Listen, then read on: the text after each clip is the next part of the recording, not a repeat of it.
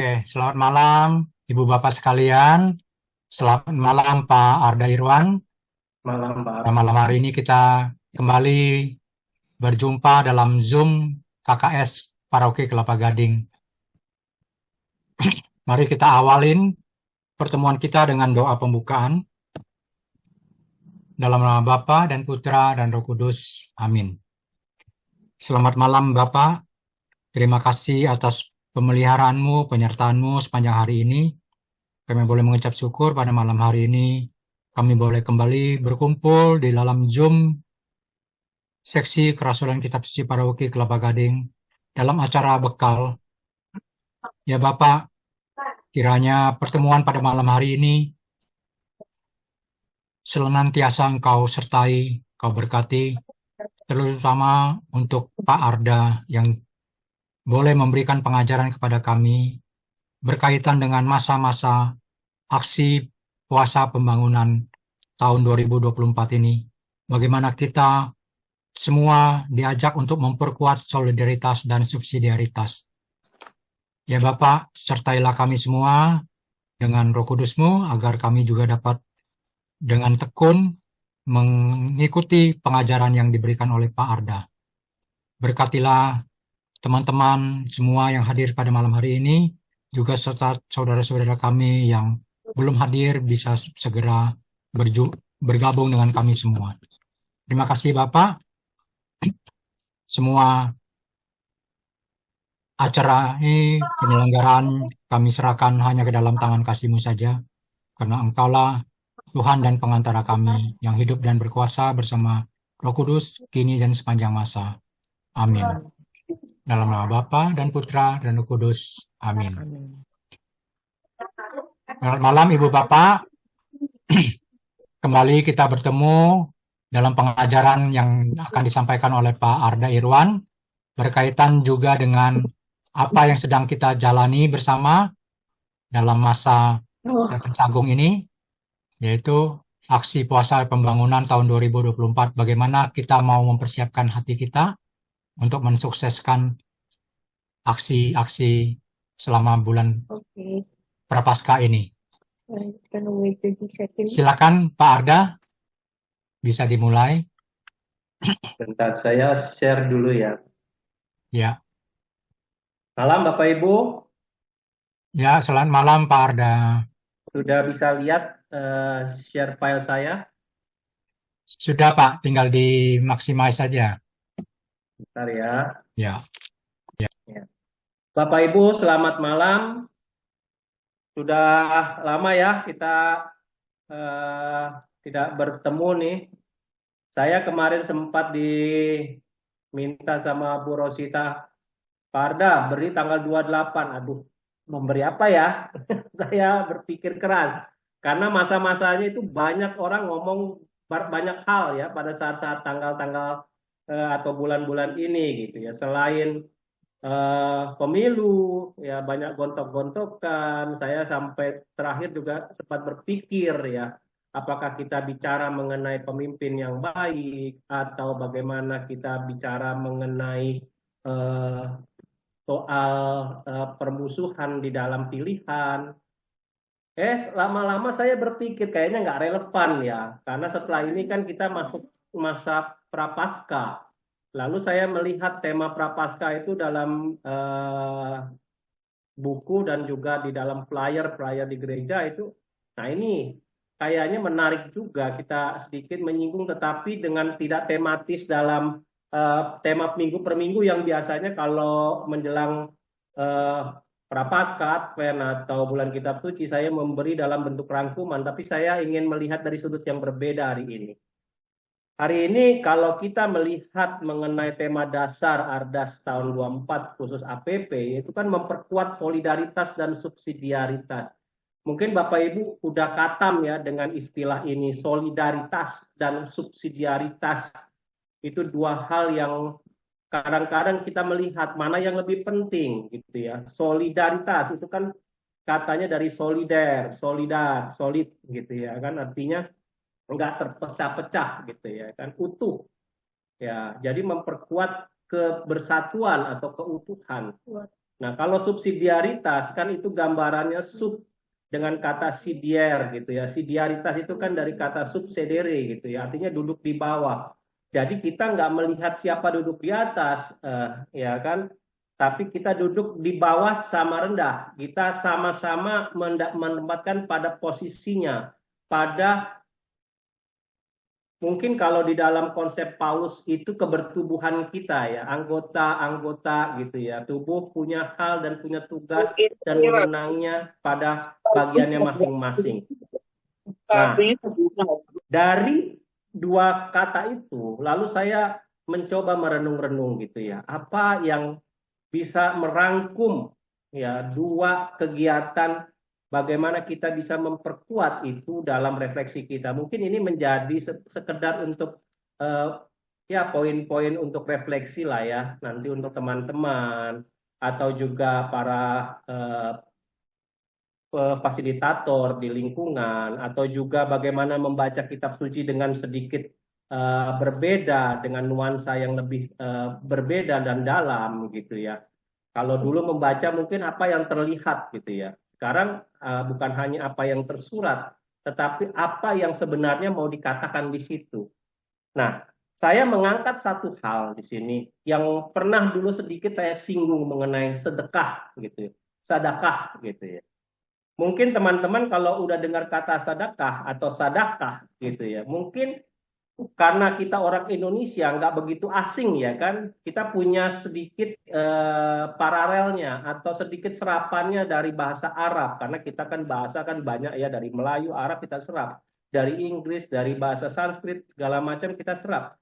Jadi ketika ada hal-hal yang hampir mirip, apalagi kata sedekah itu kan bahasa Timur Tengah ya kan Ibrani, Aram yang akhirnya juga mau tidak mau itu dekat dengan kultur Arabis gitu ya kan dengan bahasa dengan sekitarnya yang berkaitan dengan negara Arab.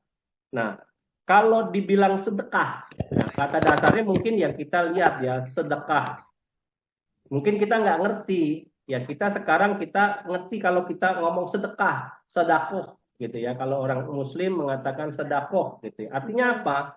Artinya ya kita beramal. Tapi kan kalau beramal itu relatif ya kan. Kata amal itu sendiri serapan dari Arab ya kan. Bahasanya artinya tindakan atau perbuatan. Ya, perbuatan yang mengarah ke sesuatu. Nah, baru dikatakan kalau orang Muslim mengatakan amal soleha. Jadi perbuatan yang soleh, perbuatan yang baik. Nah, itu kan agak panjang. Jadi bukan hanya amal, ya kan? Kalau amal itu kan ada amal budi, ya kan? Amal baik, amal pekerjaan. Jadi amal itu sebenarnya arti katanya itu sebagai tindakan, perbuatan. Nah, kalau saya cuma katakan saja amal, ya kan nggak matching juga ya. Itu nanti kita lihat kenapa. Maka saya ingin membawa teman-teman ke pengertian kata sedekah ini dalam konteks yang lebih luas. Dan menariknya, di dalam kitab suci, ini seringkali orang melihatnya dengan yang berbeda penerjemahannya, yang berbeda bacaannya, yang berbeda cara kita melihatnya, dan akibatnya kalau kita tidak hati-hati, itu bisa salah kaprah, kita salah melihat. Ini pernah saya juga, sebelum masuk ke slide, saya sedikit membawa ya kepada teman-teman fasilitator ya karena kan bahan itu udah lama ya saya siapkan. Saya ambil sebagian gitu ya kan bahan pengajaran. Saya katakan kan orang bagaimana bisa mengajari orang lain ya kan. Yang pertama adalah dari perbuatan dulu, perbuatan ya. Nah, saya ambil satu kutipan. Nah, itu kan kalau teman-teman pernah ikut yang fasilitator ya. Nah, saya pernah menyinggung satu hal, ya fasilitator, ada hal yang ada di dalam Injil mengatakan perbuatan atau kebenaranmu, atau hidup kebenaranmu, atau hidup kebaikanmu, gitu. Ada kan? Kalau hidup kebenaranmu tidak lebih tinggi atau tidak lebih baik dari orang Farisi dan ahli Taurat, ya enggak? Ingat enggak yang kata-kata itu? Bapak Ibu pernah nggak mendengar satu kutipan kitab suci yang mengutip kalimat itu? Saya bacakan sedikit nanti baru saya buka. Nah, maka aku berkata kepadamu, jika kamu tidak menjadi benar atas cara yang lebih baik dari para ahli Taurat dan orang-orang Farisi, maka kamu tidak pernah akan masuk ke dalam kerajaan surga. Ingat enggak itu, Bapak Ibu? Nah, yang menarik ketika kita mengatakan itu nggak ada yang salah dalam apa yang tertulis, tetapi terlalu kita membayang-bayangkan dari kata itu, yaitu apa yang dikatakan. Sampai saya di dalam soal pengajaran itu juga saya sempat mengatakan hal-hal baik, perbuatan baik, amal baik, tindakan baik, benevolence, jadi semua hal-hal yang itu. Lalu saya lupa hal dasariah yang ada di balik kata itu sebenarnya. Ya, karena di sini kan dikatakan hidup keagamaanmu, ya enggak? Atau cara lebih baik, ya kan? Cara hidup yang lebih baik atau cara yang benar atau hidup keagamaan. Benarkah sampai seluas itu kata yang dibalik kata ini?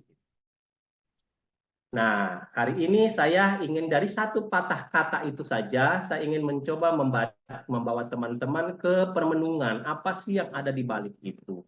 Mungkin teman-teman bisa lihat ya, pertama kali pernah saya dalam kutipan pengajaran saya mengatakan begini, ada seorang penyair Israel, orang Yahudi, ya, Chaim Naham Bialik, ya, dia hidup ya belum lama ini ya, abad ke-1920.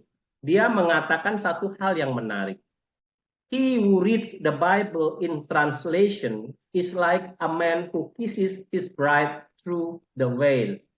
Kalau terjemahan harafiahnya, kita bisa mengatakan siapa saja yang membaca kitab suci dalam terjemahannya, ya dalam bahasa terjemahan, itu seperti seorang pria, ya seorang mempelai yang mencium istrinya melalui atau masih dalam kerudung apa ya kerudung di dalam kerudungnya ya istilahnya masih ada batas kerudungnya gitu, his bride through the veil gitu ya. Artinya apa? Bahasa ini mau mengatakan apa? Dia secara tersirat dia mau mengatakan apa?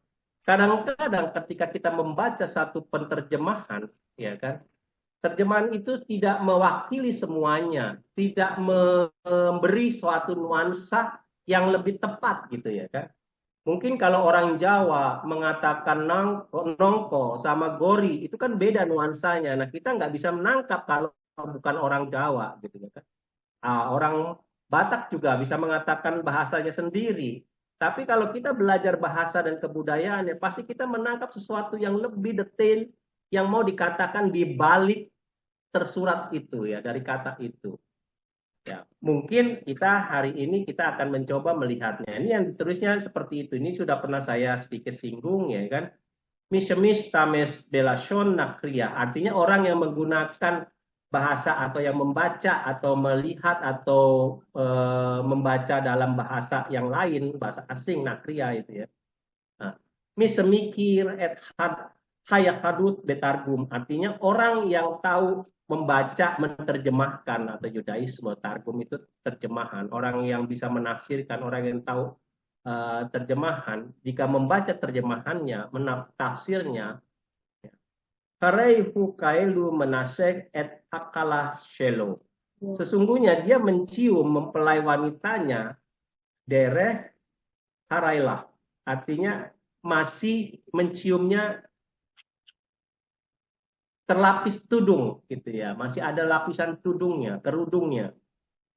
Jadi kalau kita mengatakan itu persis seperti yang kalau orang membaca-baca buku ya, kalau belajar mungkin kalau Bu Rosita nih yang sedang sibuk dengan filsafat dan teologi itu kalau membaca suatu pendalaman dia kan akan masuk ke dalam suatu yang kadang-kadang banyak hal-hal seperti ini. Menerjemahkan itu seperti kita mengkhianati. Kita menerjemahkan, kita mau ngomongnya apa? Kita menggantinya seperti apa? Kadang-kadang kalimat Inggrisnya satu kalimat kecil dengan 4-5 kata, tapi kita menerjemahkannya bisa lebih panjang dari itu. Karena itu memberi nuansa yang tepat. Tapi kadang-kadang untuk memberi nuansa yang tepat itu kita kehilangan pemaknaannya. Nah, kalau kita membahas ini, kata sedekah, ya, kita nggak bisa lewat dari pemahaman mengenai siapa yang dibalik di dalam gambaran yang membaca, yang mendengar, ya kan, yang mendapat pengajaran itu, ya kan. Maka kita seringkali harus membacanya dalam konteks originalitasnya. Nah, sekarang kan seringkali kita sudah disajikan ya Bapak Ibu, kita dapat terjemahan macam-macam, terjemahan King James, terjemahannya LBI, terjemahan LAI, dan terjemahan yang lain-lain lah.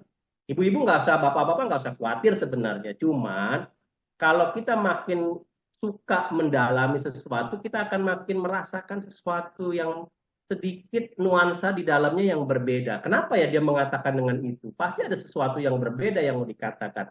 Itu kalau kita mencoba merefleksikannya, kalau dengan bahasa halusnya ya, kalau dalam pengertian kita mempelajarinya, merefleksikannya, mendalaminya.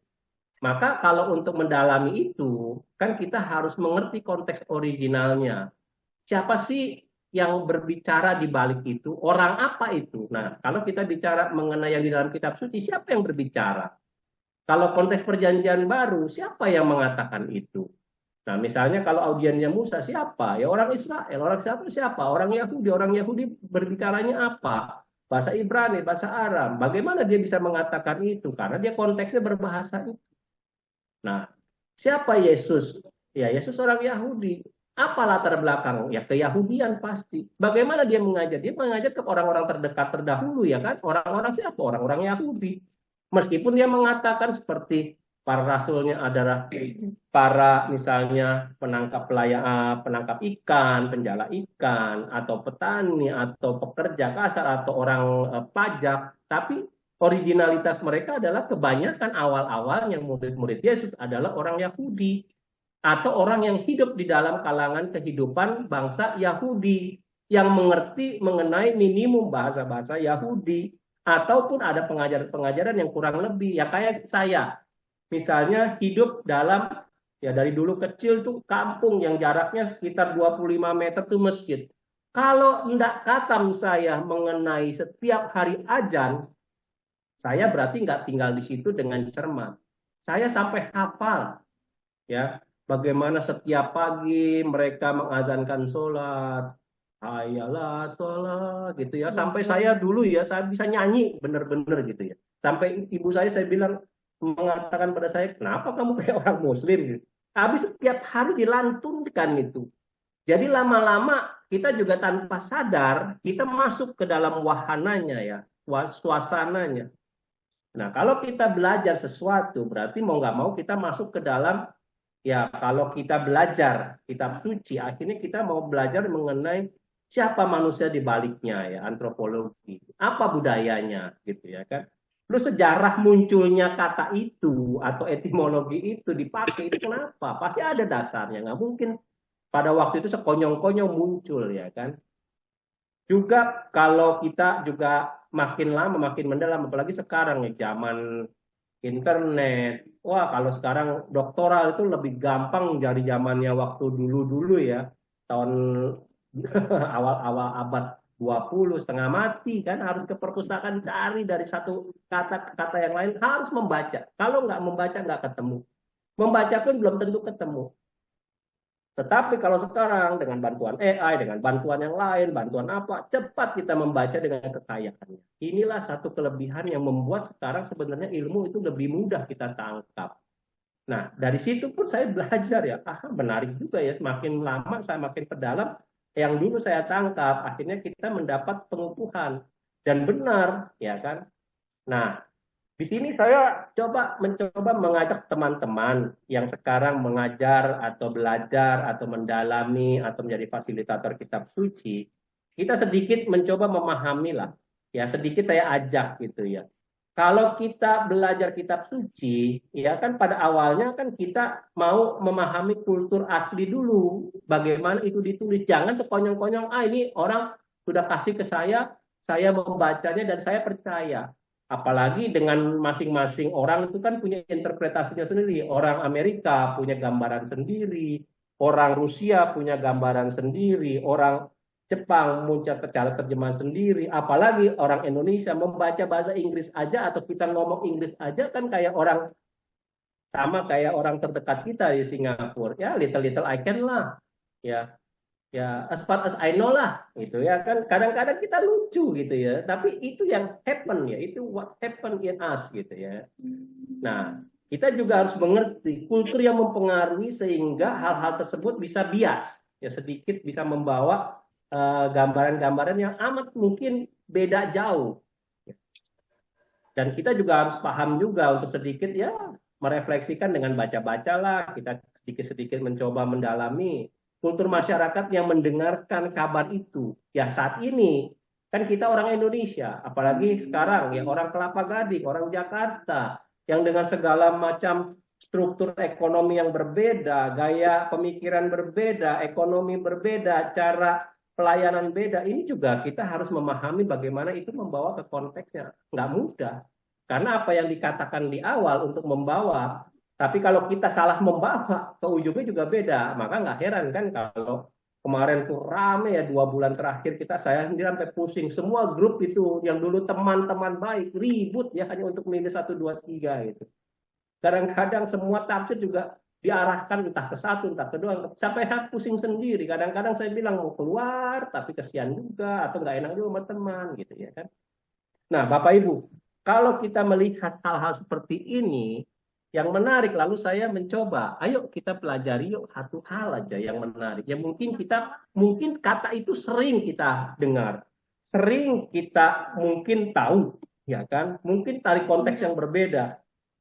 Mungkin kita konteksnya, kita kan sudah tahu ya, sedekah Pak, ya kan? Sedekah itu derma Pak, ya kalau derma itu ya kayak di gereja ya kolekte lah, atau kalau ada itu apa cipringan atau apalah istilahnya membantu ke sana ke sini gitu ya kan, modelnya seperti itu enggak konteksnya. Nah nanti kita lihat.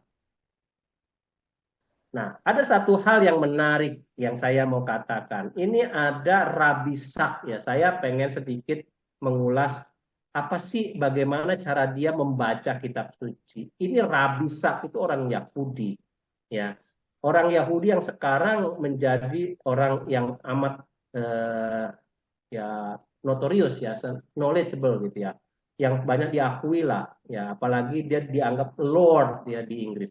Dia itu mengatakan secara sederhana dalam tulisannya begini, Yesus itu orang Yahudi, dia hidup di tanah Israel, maka areanya yang dia hidup itu kan di Galilea, banyak orang Yahudi, maka dia nggak heran berbicara kepada mereka sebagai orang Yahudi.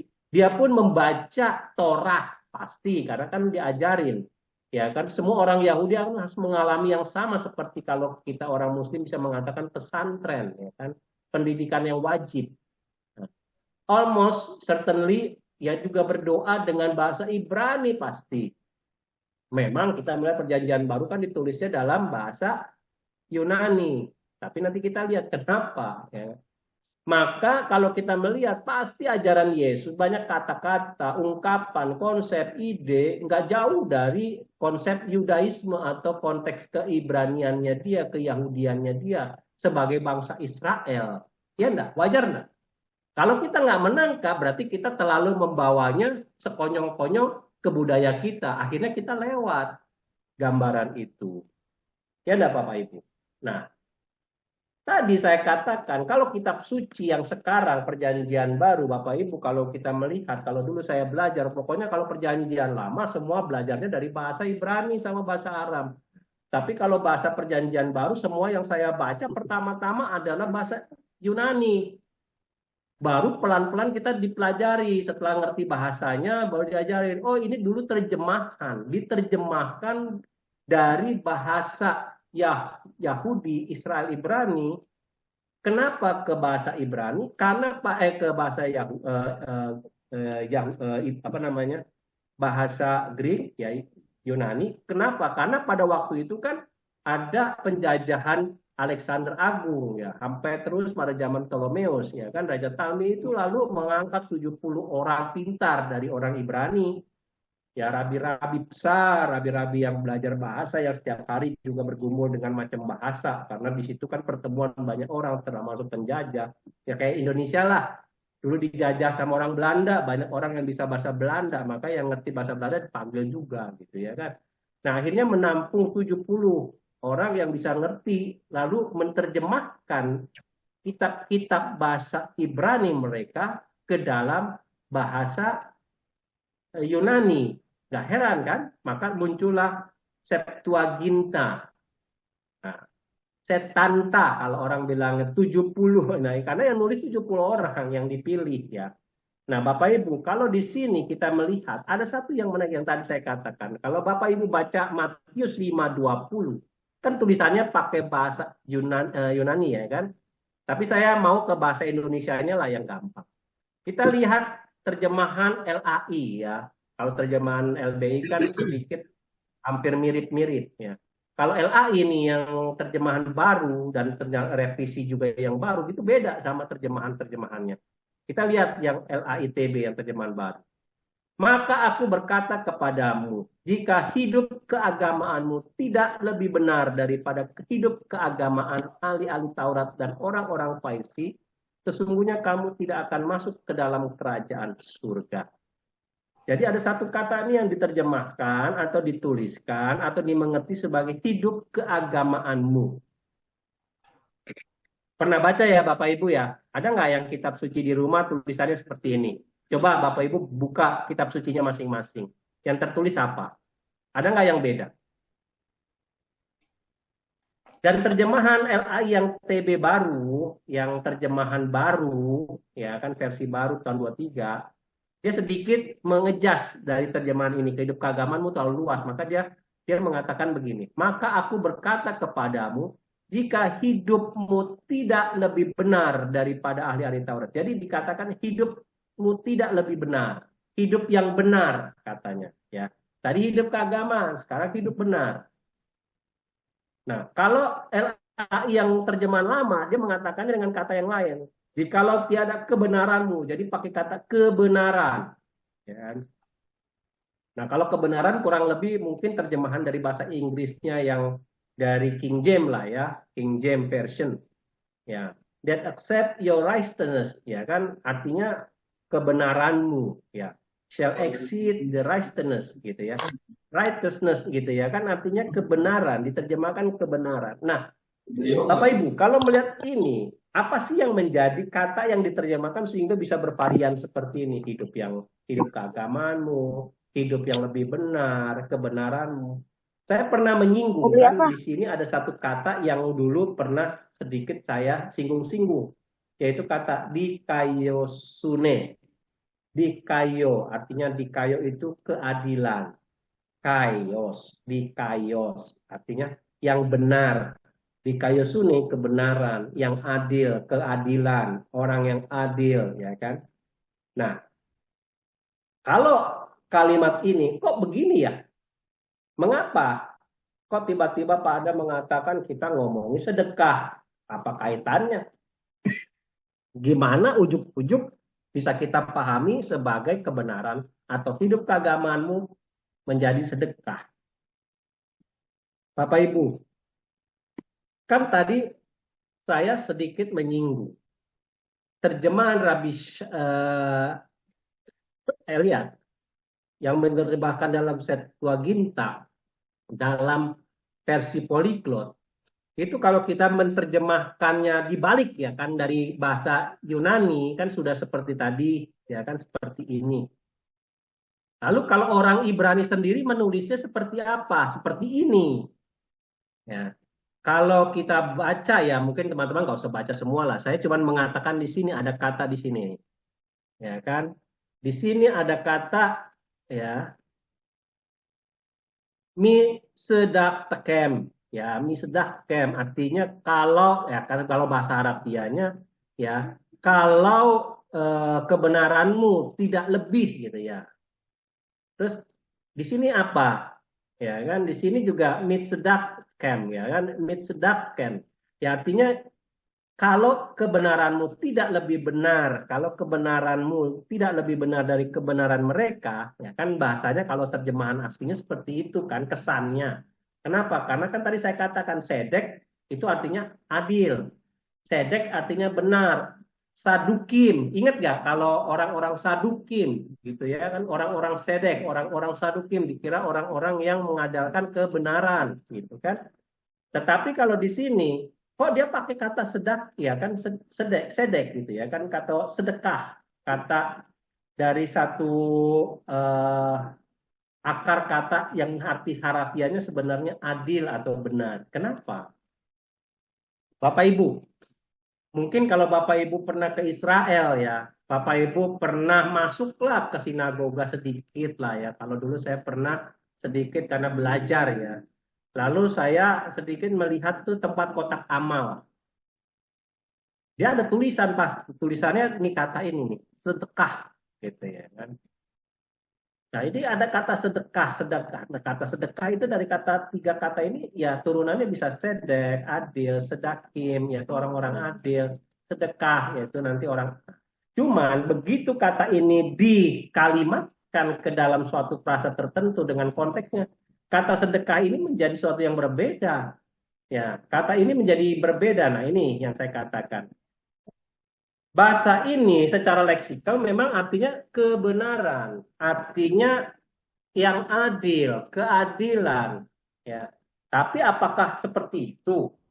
Kok kita bicara mengenai konteksnya di tempat apa namanya kotak kolekte ya, kotak derma, di situ ada tulisan sedekah gitu ya kan? Saya lebih menangkapnya kalimat yang di dalam Matius 5:20 itu lebih saya terjemahkan begini, mungkin secara lebih simpel ya. Mungkin kalau Bapak Ibu sudah ngerti kata sedekah, saya nggak perlu ganti lagi dengan kata kebenaran atau hidup keagamaan. Ganti aja dengan kata sedekah. Maka seperti ini. Maka aku berkata kepadamu, jika sedekahmu tidak lebih benar daripada sedekah orang-orang ahli Taurat dan orang-orang Farisi, sesungguhnya kamu tidak akan masuk ke dalam kerajaan surga. Kenapa Bapak Ibu? Kan kalau kita menggunakan tadi terjemahan LAI, ya terjemahan baru, terjemahan lama, hidup keagamaan atau kebenaran, Yesus mengkritik kebenaran orang Farisi. Waduh, yang dikritik banyak Bapak Ibu. Kebenaran orang Farisi itu kan dia mengikuti Taurat, ya enggak? Orang Farisi itu dia mengikuti hukum Taurat. Ada berapa hukum Taurat yang ada di Taurat Bapak Ibu? 613 hukum yang harus dihafal dan dilaksanakan dengan benar-benar. Dan orang-orang Yahudi pasti amat sangat detail dan teliti melaksanakan itu. Bahkan Paulus sendiri sudah mengatakan, aku ini tidak bercacat sebagai orang Yahudi dalam melaksanakan perintah Taurat. Nah, 613, bayangin. Kalau Yesus mengkritik orang Yahudi lalu mengatakannya kepada kita, kalau hidup keagamaanmu tidak lebih benar, Bapak Ibu, masuk akal enggak? Dia mengkritik orang Yahudi tidak lebih benar dari kita, atau kita tidak lebih benar. Rasanya nggak mungkin, kita juga nggak tahu 613 hukum Tauratnya, hafal juga tidak. Bagaimana kita menjalankan dengan lebih baik? Wah, kapan kita masuk surga? Ya enggak? Enggak mungkin. Pasti ada kata lain yang dibalik kalimat itu yang mau dikatakan kepada kita dengan sederhana oleh Yesus. Kata itu adalah kata sedekah. Kenapa? Karena dalam bahasa Ibraninya saja dia menggunakan sedekah, ya kan? Nah, sedekah itu relasinya dengan bahasa kita juga bahasa Arab sedakoh, yaitu kan hal-hal yang baik, gitu ya kan? Kebaikan, amal baik, gitu ya. Kalau bahasa sedikitnya benevolence atau derma atau charity lah kalau bahasa Inggrisnya. Kalau bahasa Indonesia paling gampang sedekah, sedako, nggak bisa kita menggunakan kata lain yang lebih baik dari terjemahan itu, ya nggak Bapak Ibu? Kalau kita ganti derma ya kan, eleusune itu bahasa Yunaninya ada kata memberi kolekte. Kalau di sini kan kata sedekah lebih besar artinya daripada sekedar taruh uang lah. Di sini sedekah itu apa? Nah, Bapak Ibu, bagaimana kita memahami ini? Satu kalimat itu pelibet ya enggak kalau kita nggak ngerti. Tapi saya mengajak Bapak Ibu untuk sedikit menangkap sedikit nuansa yang Yesus ajarkan. Bahkan dalam hukum Taurat pun orang-orang Yahudi menanamkan itu sejak lebih awal. Dan bahkan zaman sekarang orang-orang Yahudi ya yang belajar rabini, belajar kehidupan keyahudian sebagai bangsa Israel, orang Israel, dia menjalankan yang sama Bapak Ibu. Apa itu? Nah, gini. kata tadi yang saya katakan dikaiosune dalam bahasa Yunaninya, ya kan, lalu kita harus terjemahkan dengan sedekah. Kenapa? Itu ada sejarahnya Bapak Ibu. Mungkin sejarahnya Bapak Ibu sedikit sudah paham, tapi kita kadang-kadang tidak melihatnya secara utuh. Kenapa begitu? Nah, kita bisa lihat ini. Kata sedekah kan sebenarnya mirip dengan padanan yang kita sekarang sudah tahu lah bahasa Arab, ya kan. Nah, kalau bahasa Arab itu lebih dekat ke sedekah. Kalau bahasa Sanskrit derma, gitu ya kan. Kalau bahasa Arab lagi diterjemahkan sedekahnya juga sebagai amal soleha, gitu ya kan.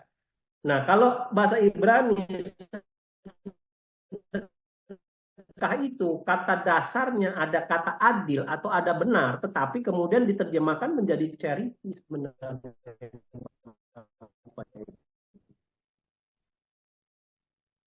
Ya, ada nilai gerakan spontan, tetapi sedekah dalam kehidupan orang Yahudi, orang Israel, dia tidak mengatakan sebagai tindakan spontan, hanya untuk urusan goodwill atau niat baik saja, atau generosity atau rasa kemurahan. Ada nilai yang lain yang diperjuangkan di balik kata itu. Kok begitu Pak Arda? Nih, saya kasih dia sejarahnya. Bapak Ibu ngerti ya kenapa konteks kitab suci itu tidak pernah beralih dari konsep ketika orang Yahudi pembuangan. Ya. Dan konsep ini juga mempunyai nilai yang paling mendalam dalam hidup mereka ketika mereka tidak memiliki lagi tempat untuk berkurban.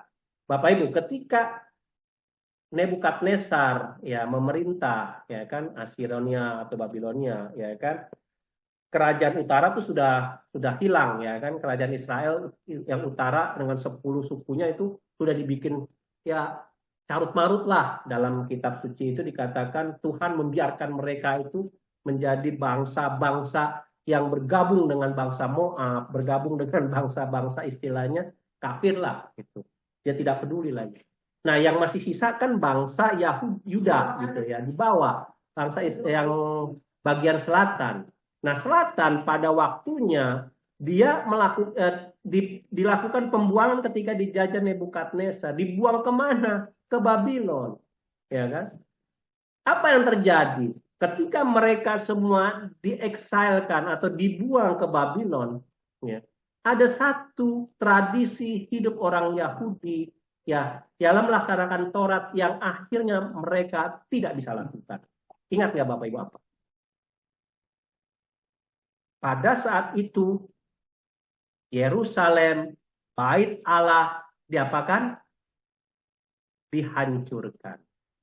Pada saat dia masih memiliki bait Allah, setiap orang Yahudi atau orang Israel pada waktu itu 3 kali setahun pasti melakukan haji. Kalau orang bilangnya, kalau bahasa Islam itu haji, berziarah, melakukan kurban.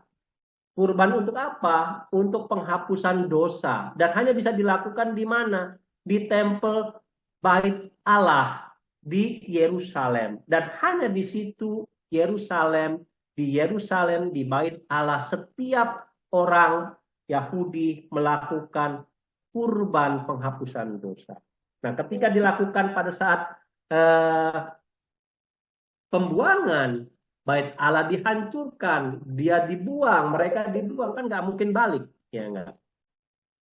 Ketika tidak bisa balik, ya satu hal yang tidak bisa dilakukan apalah melakukan kurban penghapusan dosa. Artinya selama masa pembuangan, satu-satunya yang merasa penyesalan orang Yahudi, orang Israel adalah dia tidak tahu bagaimana cara menghapus dosa. Dan tidak bisa mengorbankan kurbannya di bait persembahan di bait Allah. Lah tidak valid kalau menurut Torah melakukan kurban ya di tempat-tempat yang berbeda. Lalu mereka mencoba mencari adjustment, bagaimana menalar. Nanti kita lihat kenapanya ya Bapak Ibu. Menggantinya, membuat suatu hal yang kurang lebih paralel. Nah ini nanti kita temukan dalam kitab suci. Dan pengalaman bait Allah diruntuhkan pada yang pertama itu terjadi lagi kan setelah zaman Yesus kan. Abad pertama tahun 70 setelah Masehi ya kan, ketika eh, kehidupan orang Israel sebenarnya sudah mapan lagi dengan apa namanya bait Allah dibangun, tapi akhirnya pada abad pertama tahun 70 justru diporak-poranda kembali, ya kan, pada zaman Alexander Agung gitu ya.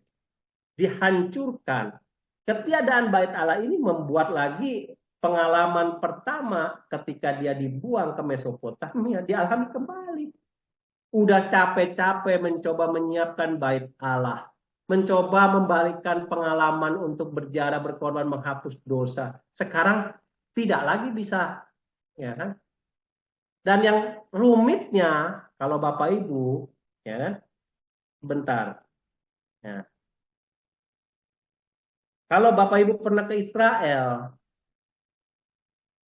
kan orang selalu mengatakan Parda di Israel kan ini dia mereka ada Israel, ada Bait Allah. Tetapi masalahnya kenapa? Bait Allah itu ada di mana? Kenapa orang Yahudi itu doanya di sini Bapak Ibu? Ini apa? Tahu nggak?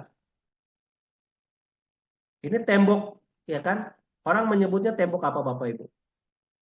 Tembok barat atau tembok ratapan. Dan disitulah dia meratap. Kenapa? Karena orang Yahudi merasa ia tidak bisa masuk ke Bait Allah. Dan Bait Allah itu ada di mana? Di sini. Dan di sini jadi apa Bapak itu? Jadi Masjid Aqsa. Nah, pada zaman Islam ya merebut Yerusalem, dan Bait Allah dijadikan masjid, orang Israel itu seperti dicerabut dari akar utamanya. Dia tidak bisa lagi berkurban untuk menghapus dosa, ya kan? Nah, pembuangan Babel menimbulkan agamawi baru, korban penebusan, ya kan? Tidak bisa. Lalu dijadikan cara substitusinya apa? Nah, kita lihat nanti, ya kan? Pakai bacaan doa, membaca sidur atau doa. Lalu juga beramal. Ini substitusi karena tidak bisa berkurban, membawa kurban ke bait Allah, tidak bisa berziarah ke bait Allah, maka harus cari cara penebusan korban yang setara. Sekurang-kurangnya menurut keyakinan mereka bahwa mereka bisa meyakini itu sebagai alat untuk pengorbanan, untuk penghapusan dosa. Nanti kita lihat. Nah, sama lagi juga di dalam uh, ketidakadaan bait Allah pada 70 Masehi, ya kan, runtuhnya itu akan membawa penyakit bawah mereka. Nah, jadi mereka di sini berdoa di depan bait Allah, di depan tembok ratapan itu merakap, sidur, membacakan doa-doa, mazmur, meratap bahwa mereka ini tidak bisa mengorbankan kurban penghapusan dosa. Dengan membaca doa di tembok ratapan, mereka mengharapkan yang sama, bisa mendapatkan pengampunan atas dosa sebagai kurban dalam kesedihan mereka. Nah ini kan. Nah, gimana Pak Arda kita bisa menangkapnya? Bapak Ibu, nanti kalau Bapak Ibu sempat membaca Perjanjian Lama, ada dua kutipan yang menarik. Kita mempelajari mengenai kurban itu ada di Hosea 14 ayat 3 dan Mazmur 141 ayat 2. Itu dikatakan begini, Hosea 14. Bawalah serta kata-kata penyesalan dan bertobatlah kepada Tuhan. Katakanlah kepadanya, ampunilah segala kesalahan sehingga kami mendapat yang baik, maka kami akan mempersembahkan pengakuan dosa kami. Jadi Bapak Ibu, di sini kurban sembahan dari Hosea itu diganti dengan kurban penyesalan lewat doa, ya kan, pengakuan dari mulut, ya kan, kalau bahasa aslinya itu mempersembahkan pengakuan atau mulut kita, ya, apa yang terungkap dari mulut. Sama juga dalam Mazmur 141 ayat 2 dikatakan, biarlah doaku adalah bagimu seperti persembahan ukupan, dan tanganku yang terangkat seperti persembahan kurban pada waktu petang. Artinya apa? Sejak Mazmur Daud ini diperkenalkan, orang-orang Israel pada waktu itu justru diingatkan, udahlah, kalau kita nggak bisa naik haji, ya ziarah ke Yerusalem, melakukan pengorbanan, ya kan, mempersembahkan kurban hewan, persembahan, ya kita ganti persembahan yang lebih wangi, doa-doa kita kepada Allah, sehingga doa itu pun setara dengan kurban kita, ya kan. Nah inilah maka Bapak Ibu jangan heran kalau kita bisa melihatnya itu jadi kurban itu diganti sebagai substitusi. Maka ada kata yang muncul di balik itu adalah gambaran kurban, gambaran kita berdoa, diganti juga menjadi tambahannya lagi adalah bersedekah. Apalagi Bapak Ibu kan tahu pada saat kita melihat sejarah bangsa Yahudi di pembuangan kan, kehidupan mereka sekarat, hidup mereka susah, mereka harus menjaga komunitas mereka. Bagaimana cara merawat? Gambarannya persis seperti dalam kitab Kisah Para Rasul. Saling menjaga satu sama lain, membantu yang satu dengan yang lain, yang lebih membantu yang kurang, menjaga sehingga mereka bisa hidup dalam yang sama gitu. Nah, lewat apa? Ya saling memberi. Yang punya lebih memberi kepada yang tidak punya. Ya enggak, Bapak Ibu. Maka nggak heran kalau di dalam rumah-rumah sinagog, tempat ibadat orang Yahudi, tempat kolektor mereka tuh ada tulisan ini. Ya, ini adalah tulisan dari Amsal 2020, ya kan? Nah, Bapak Ibu nanti baca sendiri gitu. Nah, tapi tujuannya apa, Bapak Ibu kalau kita melihat? Kalau Bapak Ibu melihat tujuan dari mereka melakukan ini, mereka mengatakannya dalam Amsal 10 ayat 2 dikatakan, harta benda yang diperoleh dengan kefasikan tidak ada guna. Tapi, nah ini kan seringkali diterjemahkan terlalu rancu ya kan. Kebenaran menyelamatkan orang dari maut. Kalau saya langsung menerjemahkan dengan satu kata, tetapi sedekahmu menyelamatkan orang dari maut. Ya kan? Kenapa? Karena memang di balik itu ada kata sedekah. Nih, ada kata sedekah. Gak heran, Amsal 21-21 yang tadi saya katakan, sering tertulis di dalam kotak-kotak kolektor di sinagoga mereka, itu tulisannya begini, siapa mengejar sedekah, ya kan? Nah, derek sedekah, ya kan? Rodeh sedekah, gitu kan?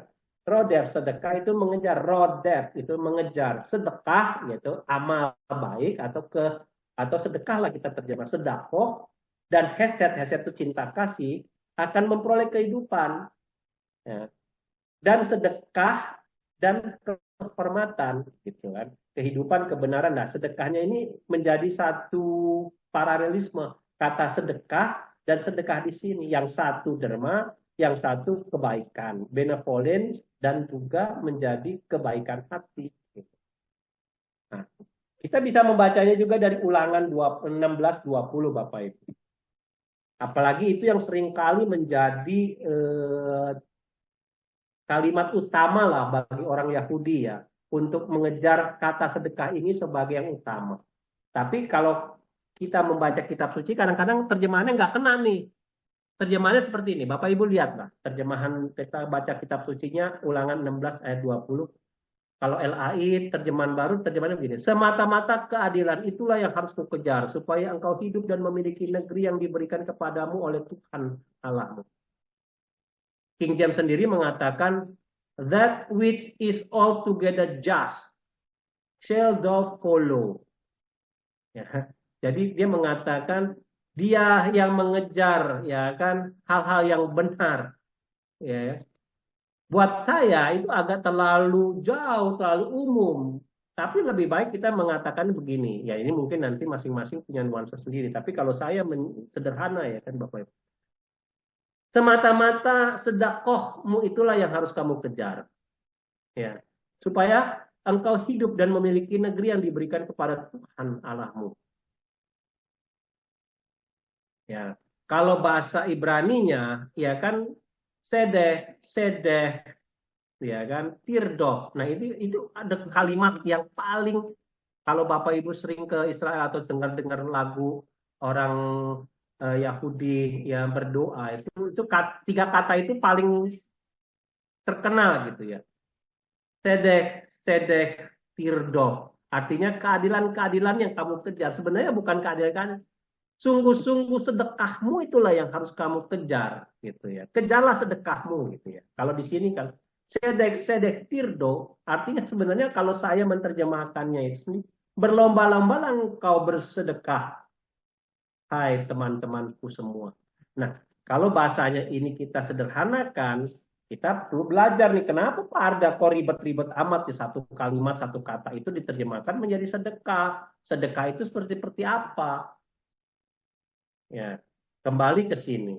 Sedekah itu pelaksanaan Torah sebagai rangkuman dari melaksanakan hukum Taurat. Hukum Taurat kan banyak-banyak ya Bapak Ibu. Kalau Bapak Ibu lihat Matius 5 ya, yang tadi yang mengenai hukum yang sempurna, itu 5 ke 20 ke bawah itu ceritanya bagaimana orang hidup dalam sedekah dalam hal-hal yang paling penting, peduli kepada orang lain. Nah, inilah pelaksanaan.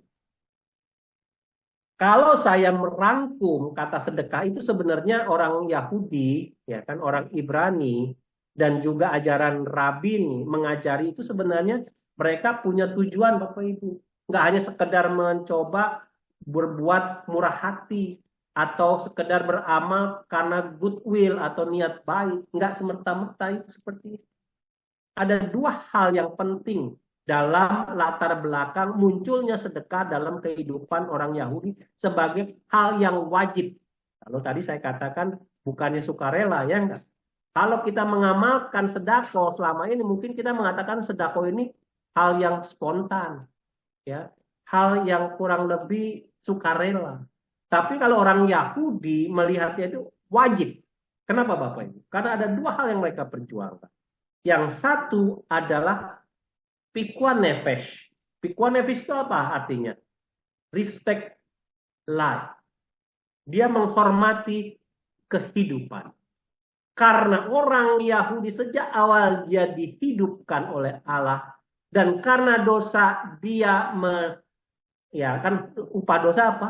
Maut, kehilangan kehidupan itu, maka dia melihat betapa berharganya hidup itu dan harus dijaga. Maka ketika orang dalam sakratul maut, dalam kehidupan yang susah menjelang mati istilahnya, karena kekurangan orang tidak bisa menanggung untuk beban menjadi, untuk bisa hidup dengan, ya benarlah hal-hal yang paling dasar untuk hidup, maka dia yang harus diperhatikan, dipedulikan. Maka pikuan nefesh bagi orang Yahudi itu tidak bisa ditawar Bapak Ibu. Bahkan hukum Taurat apapun juga dikatakan Yesus ya kan, sekalipun kamu hari Minggu harus sabat, harus istirahat. Ada orang sakit mau mati, kamu tidak boleh menyembuhkan. Nah, itulah yang menarik Bapak Ibu. Karena di dasar di sini ada pikuan nefesh. Ya, Yesus tahu banget mengenai hidup Yahudi, keyahudiannya. Karena dia menjalani kehidupan ini satu dasar, menghormati kehidupan. Kepedulian pada hidup itu punya landasan Bapak Ibu. Kenapa? Landasannya adalah tikun olam. Tikun olam itu kalau bahasa Ibrani mengatakan repairing the world. Artinya menyelamatkan dunia, merestorasi dunia. Kenapa merestorasi? Bapak Ibu kan tahu konsepnya. Ketika Adam dan Hawa diciptakan semua adalah baik adanya. Ketika baik adanya manusia, Adam dan Hawa lalu tidak mengikuti perintah Allah untuk tidak makan pohon yang baik dan yang buruk. Pengetahuan yang baik dan buruk yang diambil manusia menjadi upah dosa bagi dirinya. Maka dunia yang dipercayakan padanya menjadi rusak. Gak heran hukum yang dialami oleh Adam dan Hawa apa? Kutuk terhadap tanah. Ingat gak waktu ini? Saya pernah sedikit menyinggung itu ya enggak?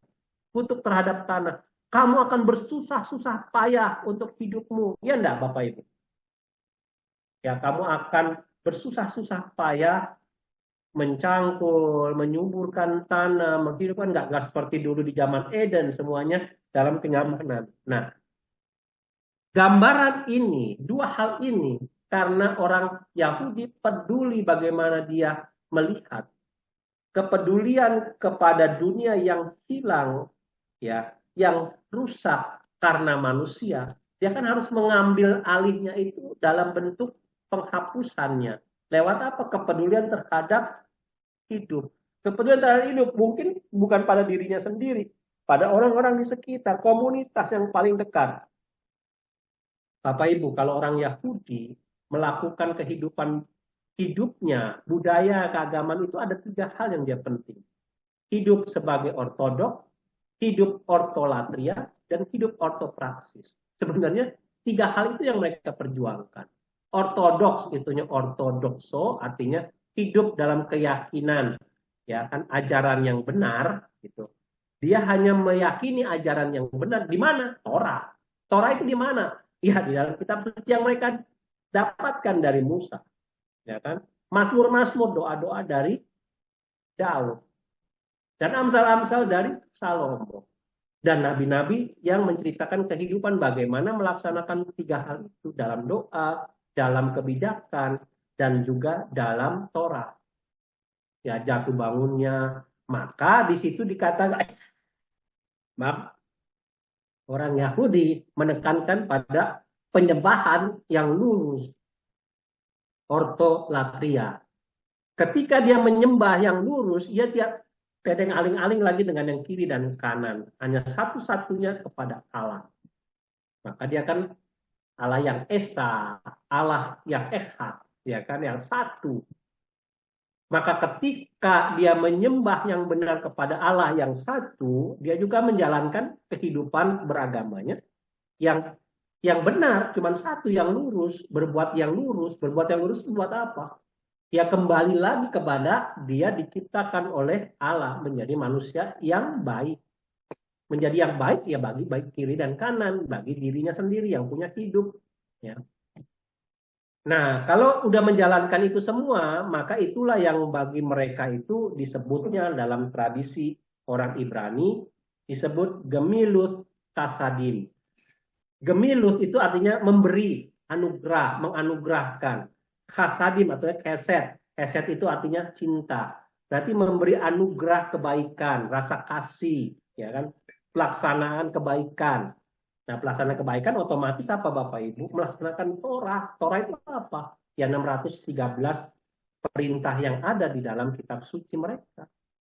Jadi nggak heran bahwa sedekah ini adalah bagian dari hidup keagamaan yang lebih besar yang mereka perjuangkan. Nah, kalau kita melihat lebih detail, sedekah itu untuk apa sih Bapak? Ya, kan tadi saya katakan, ya, sedekah itu perwujudan sebagai untuk perwujudan keadilan. Kenapa? Emang ada di balik kata itu kan ada kata adil, kata benar, ya nggak Bapak? Nah, di mana kata adil, kata benarnya bisa tersimpan atau bisa kita menjadi landasan utama? Tadi saya katakan, pikuah nefes, ketika orang ya kan mendapatkan orang yang dalam sekrat maut, orang yang hidupnya terancam, nah gitu ya, karena kekurangan makan aja susah, ya gembel yang susah makan dalam kehidupannya, bukan pura-pura cari uang, ya tapi yang terancam hidupnya, maka sedekah itu menjadi kewajiban bagi mereka. Dan bagi mereka juga ini ada simbolismenya Bapak Ibu. Kalau orang Ibrani dulu, Rabini itu kan yang terkenal kalau dalam Targum itu ya. Ada cerita, ya Rabi Akifah, ya kan dalam Talmud Sabat 5156a. Rabi Akifah itu yang terkenal. Nanti satu waktu saya mungkin ada satu waktu, ya sedikit cerita-cerita inilah ya. Kalau cerita ayat-ayat mulu mungkin pengetahuan kita kan sekitar itu aja. Nanti ada pengetahuan-pengetahuan dikit lah yang kita menjadi latar belakang pengetahuan kita. Nah, Rabi Akifah itu kan rabi yang selalu menjadi target pengajaran orang Ibrani ya, rabinik ya, yang mengajarkan mengenai ini lu rabi yang bijak. Ya. Nah, Rabi Akifah itu hidup di tahun 5135 menjadi landasan pengajaran mereka untuk mereka yakini sebagai rabi yang bijak. Kenapa? Rabi ini ada satu konteks mengenai sedekah, dia kan punya anak putri. Lalu dia itu mendapat nubuat bahwa anaknya itu pasti akan mengalami musibah ketika dia akan menikah. Pada saat pernikahan, anaknya akan mengalami maut. Itu nubuat. Ya. Sampai Rabi Akifah itu berpikir-pikir, ya mengatakan, Bapak Ibu, gimana ya kalau Anak saya mau menikah aja dinubuatkan mati kena maut. Ya.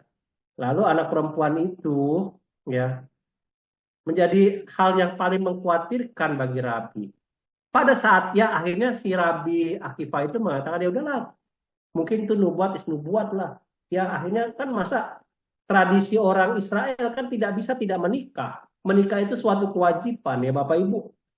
Tradisi kitab suci mengatakan beranak cuculah itu berkat Allah dan itu tidak boleh dipungkiri. Masa kita takut terhadap berkat Allah karena kita diiming-imingi maut, ya enggak?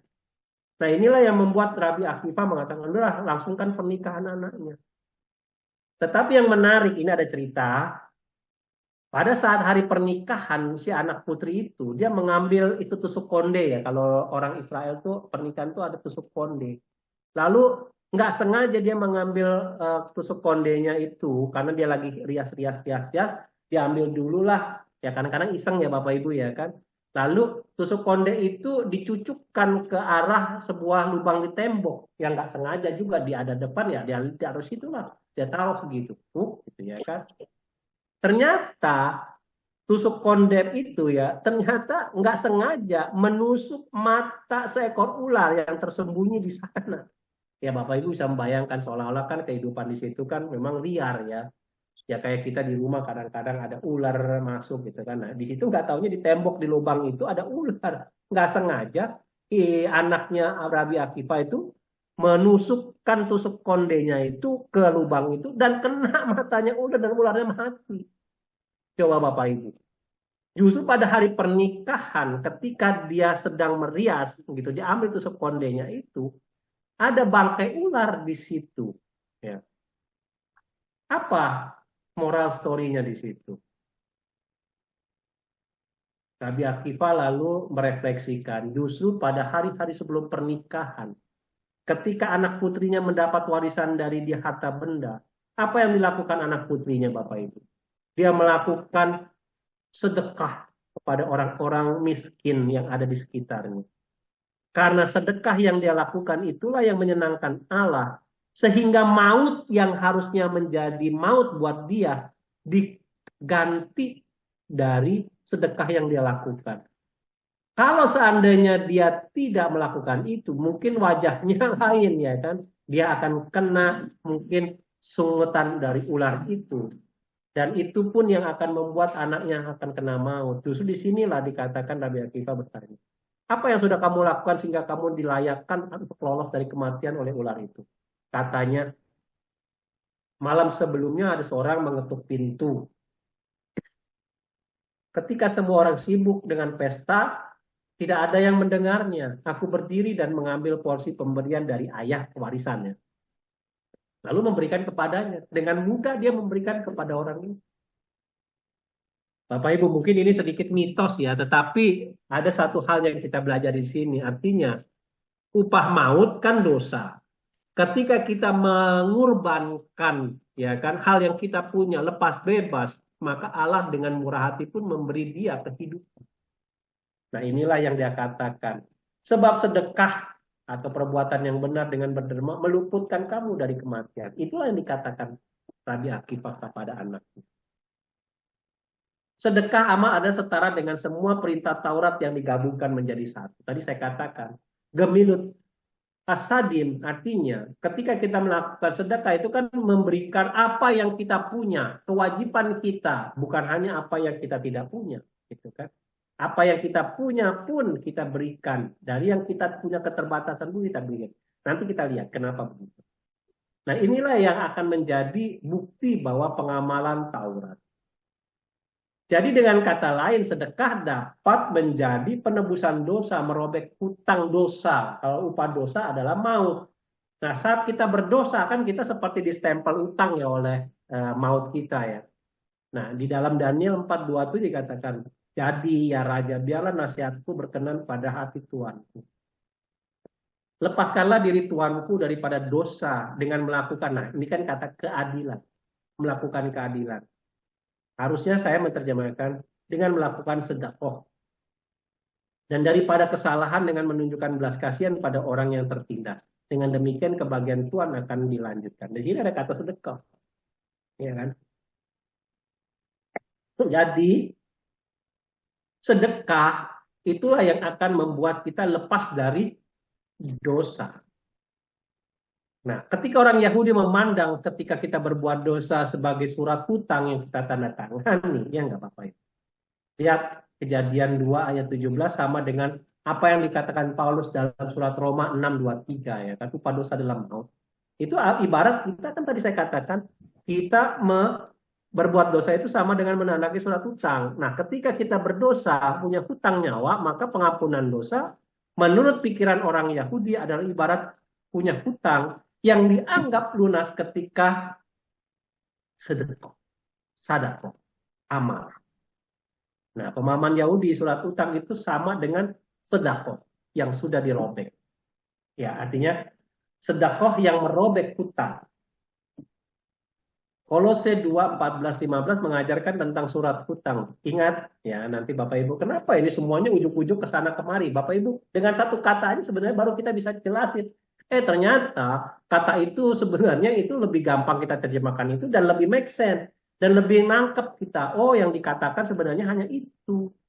Ya, terminologi surat hutang, hasetar itu, keirografon dalam Kolose 2, 14 sampai 15 Kolose itu, Rabi Saul mengatakan memberi kiasan yang berkaitan dengan pemahaman semitik ini bahwa dosa memiliki konsekuensi maut, mati. Dan harus dibayar lunas. Ketika kapan? Upah dosa adalah dosa dalam maut. Namun ketika kita melakukan sedekah, nah itu akan dihapuskan. Nah, yang terakhir Bapak Ibu sebelum nanti tanya jawab, dalam tradisi Yahudi melakukan sedekah itu tidak serta-merta begitu aja, dia ada tingkatnya. Bapak Ibu kalau belajar mengenai keyahudian, mungkin kita melihat ada yang disebut tangga sedekah. Ya, tahapan orang mencapai level sedekah dari yang paling bawah sampai atas lah. Nah, ini ada hukum charity, Mishneh Torah berkaitan dengan hukum charity. Semone ma'alot yes basedekah, gitu ya. Nah, dia mengatakan Bapak Ibu dalam ajaran Mishneh ini dikatakan ada tahap yang paling dasar, yang paling bawah ketika orang berbuat amal atau sedekah itu kayak gimana sih? Itu ada tingkat 8 tingkat ya. Yang paling bawah itu yang tingkat ke-8. Itu orang melakukan sedekah karena kasihan. Ya, ini merujuk karena perasaan terpaksa lah. Oh, saya kasihan. Ya, ada orang yang membutuhkan, ya udahlah. Sebenarnya memberi kita dengan enggan. Enggannya gimana? Tetangga kita ada orang yang mau makan nih ya, kita ya kadang-kadang kita melihat udahlah kasih lah. Kasih. Tanya maminya, tanya istrinya, tanya pembantunya, masih ada berasnya. Itu beras yang sisa itu kasih aja lah.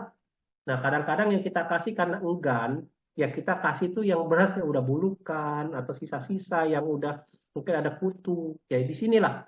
Tetapi tetap dihargai bagi orang Yahudi.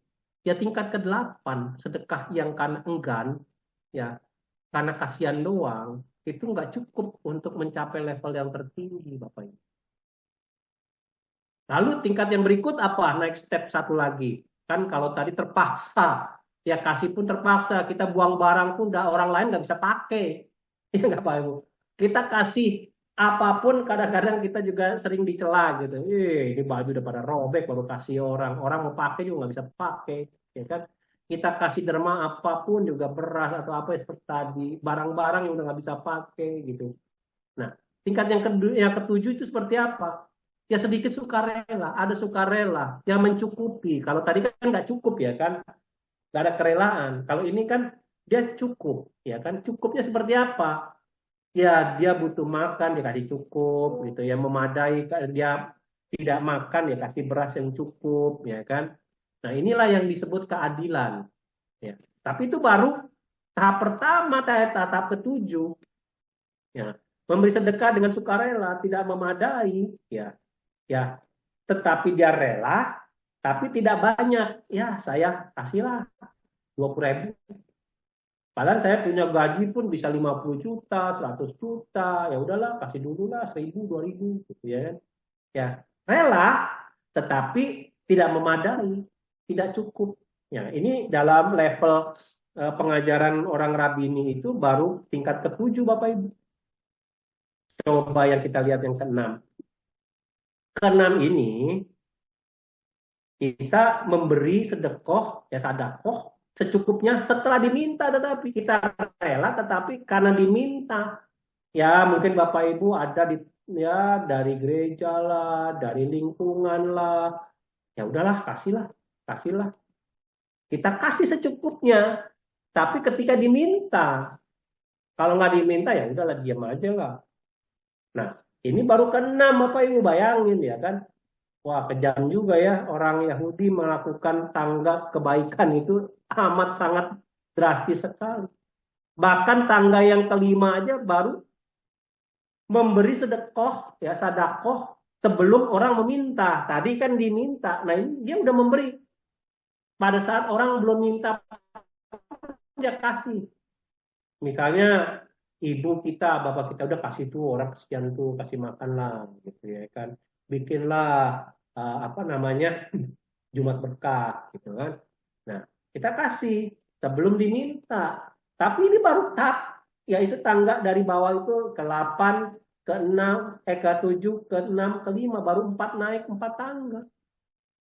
Yang keempat gimana? Yang keempat memberi sedekah di depan umum yang penerimanya kita tidak kenal. Di depan umum Bapak Ibu. Di kebanyakan di pasar kah, di mana kah, di gereja, di depan umum ke penerimanya tidak kita kenal. Nah ini bagi mereka supaya kita bisa memberi keadilan teladan pada orang lain ya. Bukannya untuk sombong sebenarnya. Di sini landasan dasarnya adalah penerima kita sewenang-wenang, kita siapa aja lah. Kita lihat dia ada butuh kita kasih. Tapi depan umum. Nah itu baru keempat Bapak Ibu. Yang ketiga apa? Memberi sedekah secara anonim kepada penerima yang kita kenal. Mungkin kita tahu lah. Ya, kan seringkali gereja bikin ini loh, ada apa namanya pengumpulan kolekte mana di lingkungan, di gereja, di wilayah. Udahlah, karena saya punya uang, saya punya dana, tapi saya sebut hamba Tuhan.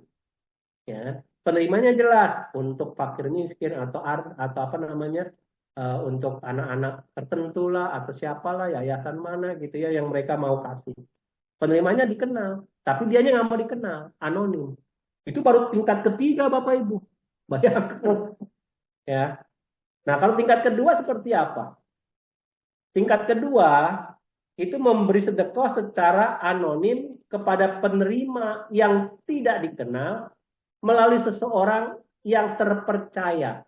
Biasanya kalau ini tahapannya seperti kayak foundation ya Bapak Ibu.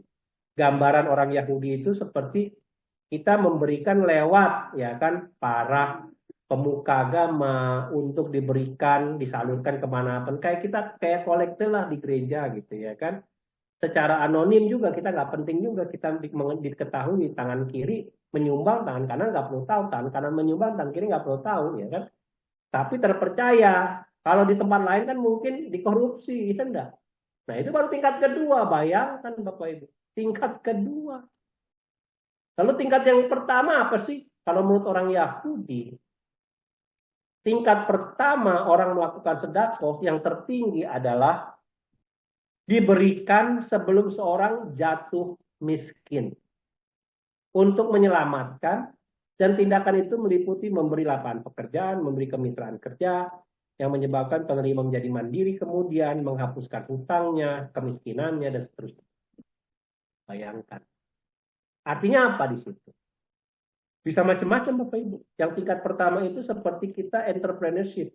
Bapak Ibu memberi pekerjaan, supaya orang itu yang tadinya tidak punya kerja, tidak punya penghasilan, dia harus minta-minta, ya akhirnya dia bisa mencukupi anak, keluarga, ya, dan bisa mempunyai rumah, punya kendaraan, punya hidup langgeng, ya sedikit lebih baik, gitu kan. Ya, kalau yang tidak punya pengetahuan diberi beasiswa supaya dia menjadi pintar, berbakti, dan bahkan juga dia bisa beramal pada orang lain yang sama, dan seterusnya Bapak Ibu. Maka tidak heran kalau tradisi orang Yahudi melakukan ini paling kentara di dunia. Bapak Ibu, kalau kita melihat filantropis yang paling besar itu yayasan filantropis terbesar orang Yahudi, Bapak Ibu. Orang Yahudi yang sedikit itu ternyata dia mampu menjadi gambaran example atau teladan bagi kita bahwa dia orang yang paling waras dalam menjadi orang filantropis. Nah, yang paling banyak adalah misalnya ya Bill Gates, ya kan? Ya Facebook itu orang Facebook siapa namanya itu? Nah, dia juga menjadi filantropis yang banyak meskipun dia sendiri mengatakan saya orang ateis, tapi dia kan orang Yahudi yang punya latar belakang yang sama. Dia mengibaratkan juga melakukan dalam kebaikan moral yang sama. Dan basis-basis orang Yahudi yang melakukan filantropis itu tidak sedikit, Bapak Ibu. Banyak. Nah, kalau kita belajar dari sini, apa sih yang sebenarnya kita belajar? Bapak Ibu, dari 1 jam kita belajar, saya sebenarnya ingin mengajak untuk melihat, merefleksikan. Solidaritas kita dan subsidiaritas dalam APP sebenarnya kita harus membawa kepada penggambaran sedekah di sini. Sedekah itu bukan hanya sesuatu yang sukarela, bukan hanya niat baik, bukan hanya kemurahan hati kita semata-mata. Kita harus punya landasan, ya. Amal baik kita itu landasannya karena kita mengedepankan hal yang adil ketika kita menjaga hidup orang lain, ya, dan menjadi benar ketika kita membuat orang itu hidup kembali menjadi yang bisa menghargai kehidupan. Dengan sendirinya maka terjadilah keadilan, maka kita merepair dunia, istilahnya membawa ke dunia yang lebih baik. Nah, dasar disinilah kepedulian menjaga hidup dan dunia, itulah yang dikatakan dalam tema APP sebenarnya Bapak Ibu, ya enggak? Solidaritas dan subsidiaritas. Kita memberi dari apa yang kita punya, tapi kita punya kesadaran karena kita bisa. Nah, Bapak Ibu, ini yang bisa saya tawarkan kepada teman-teman. Semoga ini bisa menjadi masukan lah, ya, sedikit dari satu tema yang seringkali kita tanpa sadar mungkin kita lewat. Ya, kenapa kita melewati ini? Karena pada awalnya kita melihat mungkin kita sukarela, kita juga melihat kehidupan keagamaan kita. Tetapi sebenarnya yang diajarkan dalam kitab suci satu, sedekah. Karena kita ingin menjaga kehidupan yang sudah diberikan Allah. Dan kita karena telah merusak kehidupan itu, kita harus menjaganya dengan merepair hidup. Dan karena itu menjadi kewajiban dalam hidup keagamaan. Itu Bapak Ibu sharing dari saya. Mudah-mudahan ini menjadi masukan, ya, menjadi pembelajaran juga di tengah masa aksi puasa kita. Itu Bapak Ibu silakan kembalikan kepada teman-teman yang mungkin ada pertanyaan ataupun ada tanggapan, silakan. Terima kasih Pak Arda Irwan. Terima kasih banget. Malam hari ini kita semua mendapat pemahaman yang lebih konkret, ya, lebih lugas ketika kita membahas mengenai solidaritas dan subsidiaritas setelah mendengar pengajaran dan pemaparan dari Pak Arda. Ketika orang awam, saya sendiri pun kadang-kadang gamang untuk memahami atau mengartikan solidaritas dan subsidiaritas itu seperti apa gitu loh. Karena solidaritas dan subsidiaritas sendiri tidak bisa dipisah-pisah begitu ya Pak Arda ya, menjadi satu kesatuan tindakan gitu. Tapi setelah mendapat penjelasan dari Pak Arda, solidaritas dan subsidiaritas ini bisa lebih disederhanakan dengan kata sedekah itu. Ya, bagaimana kita mewujudkan solidaritas dan subsidiaritas itu dengan bersedekah.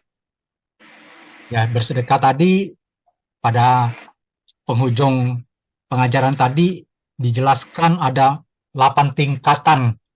Ya, kita bisa mulai dari yang paling rendah sampai yang paling mulianya, paling tingginya di situ. Disinilah kita semua diminta untuk lebih memahami bagaimana kita bisa bersolidaritas dan bersubsidiaritas sampai pada tingkat yang lebih paling tinggi di sini tadi, Pak. Bukan begitu ya? Mudah-mudahan pemaparan Pak Arda bisa menambah wawasan kita semua di sini. Silakan Ibu Bapak sekalian yang mau sharing atau mau ditanyakan ada sesuatu hal yang kurang jelas berkaitan dengan pemaparan dari Pak Arda, saya persilakan.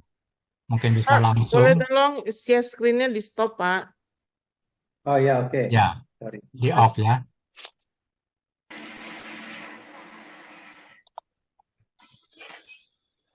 Ya, silakan Ibu Bapak sekalian.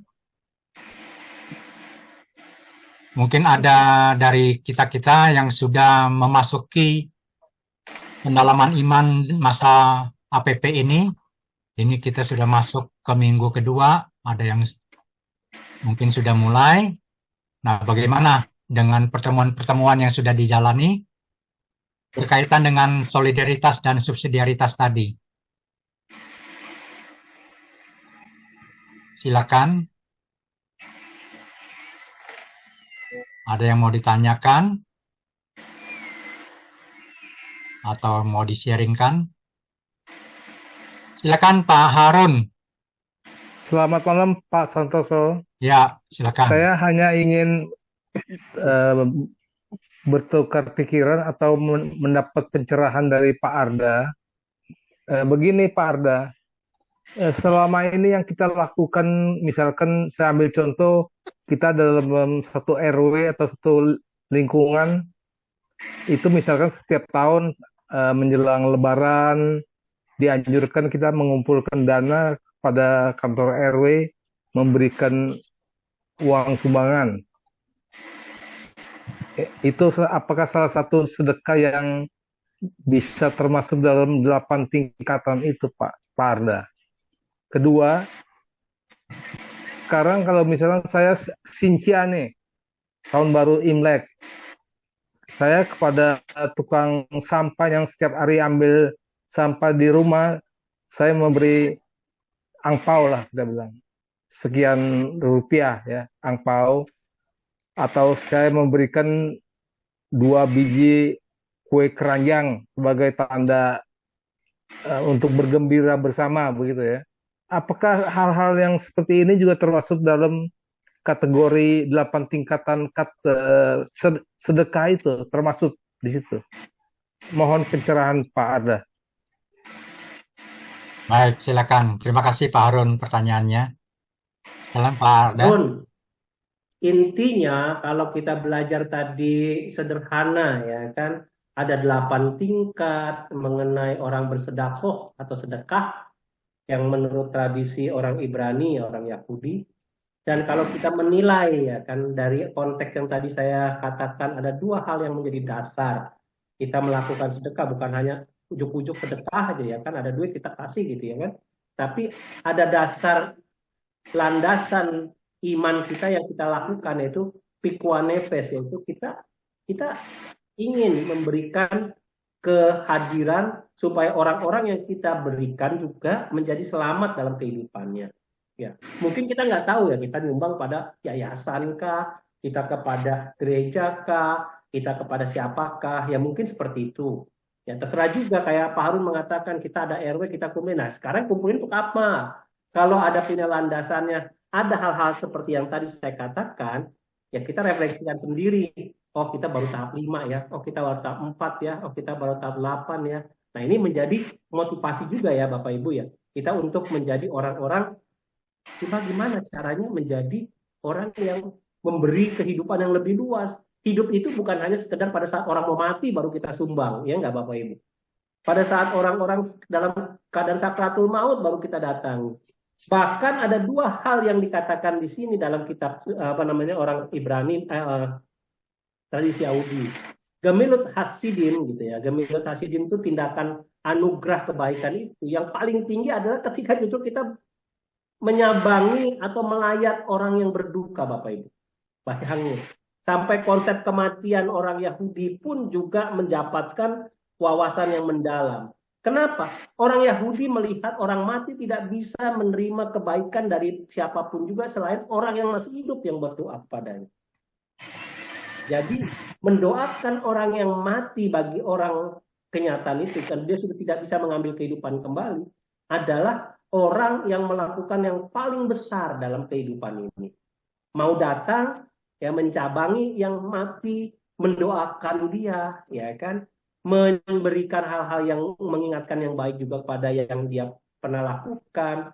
Nah ini yang paling tinggi justru, bukan hanya memberi kehidupan, juga hidup itu nggak harus dalam konteks yang pada saat tadi menjelang sakratul maut, bahkan menyelamatkan jaraknya jauh. Ya ini orang miskin yang nggak punya, kalau saya kasih kerjaan ya udahlah kerjaan dulu lah. Jadi ya kamu bisanya apa, bantu-bantu masak, ya udah masak dulu lah, nanti siapa tahu kamu juga bisa mencukupi keluarga. Nah ini wawasan memberi kehidupan juga dalam tanda petik yang lebih luas.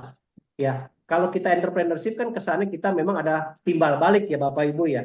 Oh saya butuh dia untuk kerja karena saya juga membayar gaji.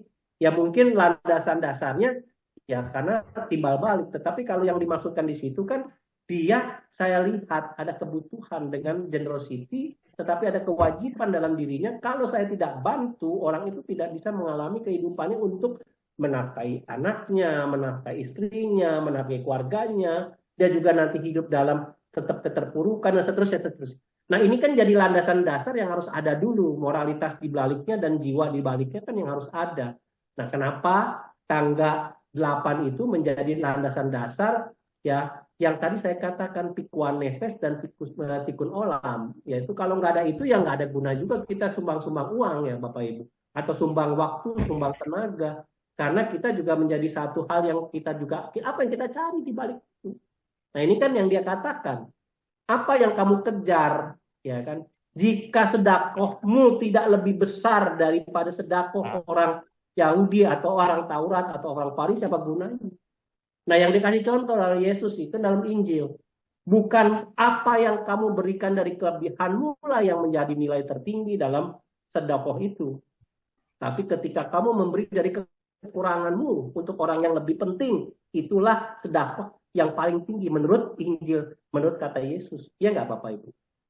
Jadi landasan dasar itu Pak Harun kalau menurut saya yang menjadi titik tolak. Kita pun sebagai orang Kristiani harus punya landasan juga.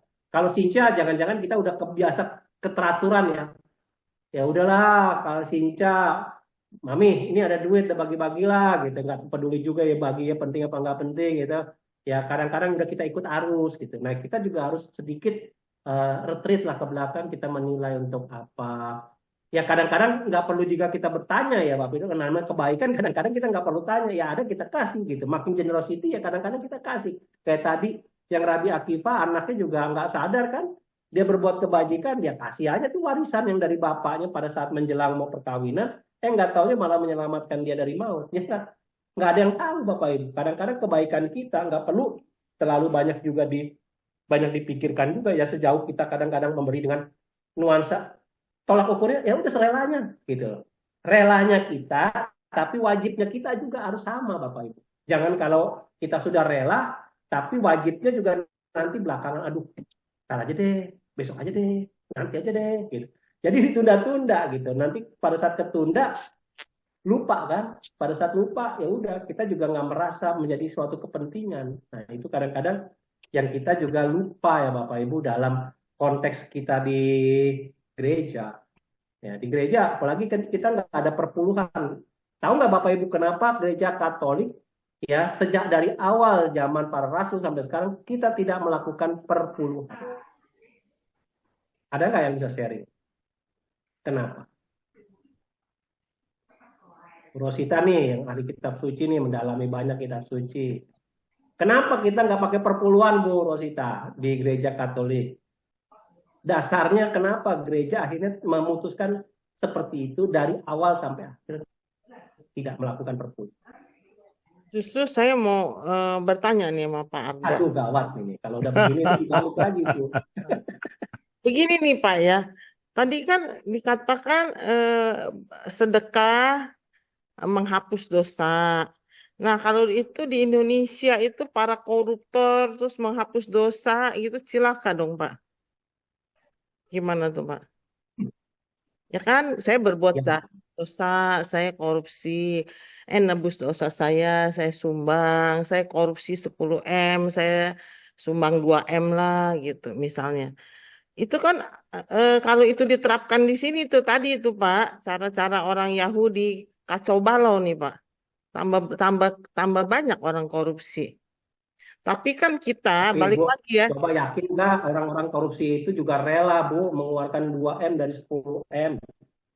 Iya sih. Percayalah, tidak sesederhana yang konteksnya gitu. Kadang-kadang tarik-menariknya tidak sesederhana itu. Ya mungkin kita melihat, ya mungkin karena dipaksa oleh yang lain. Udahlah,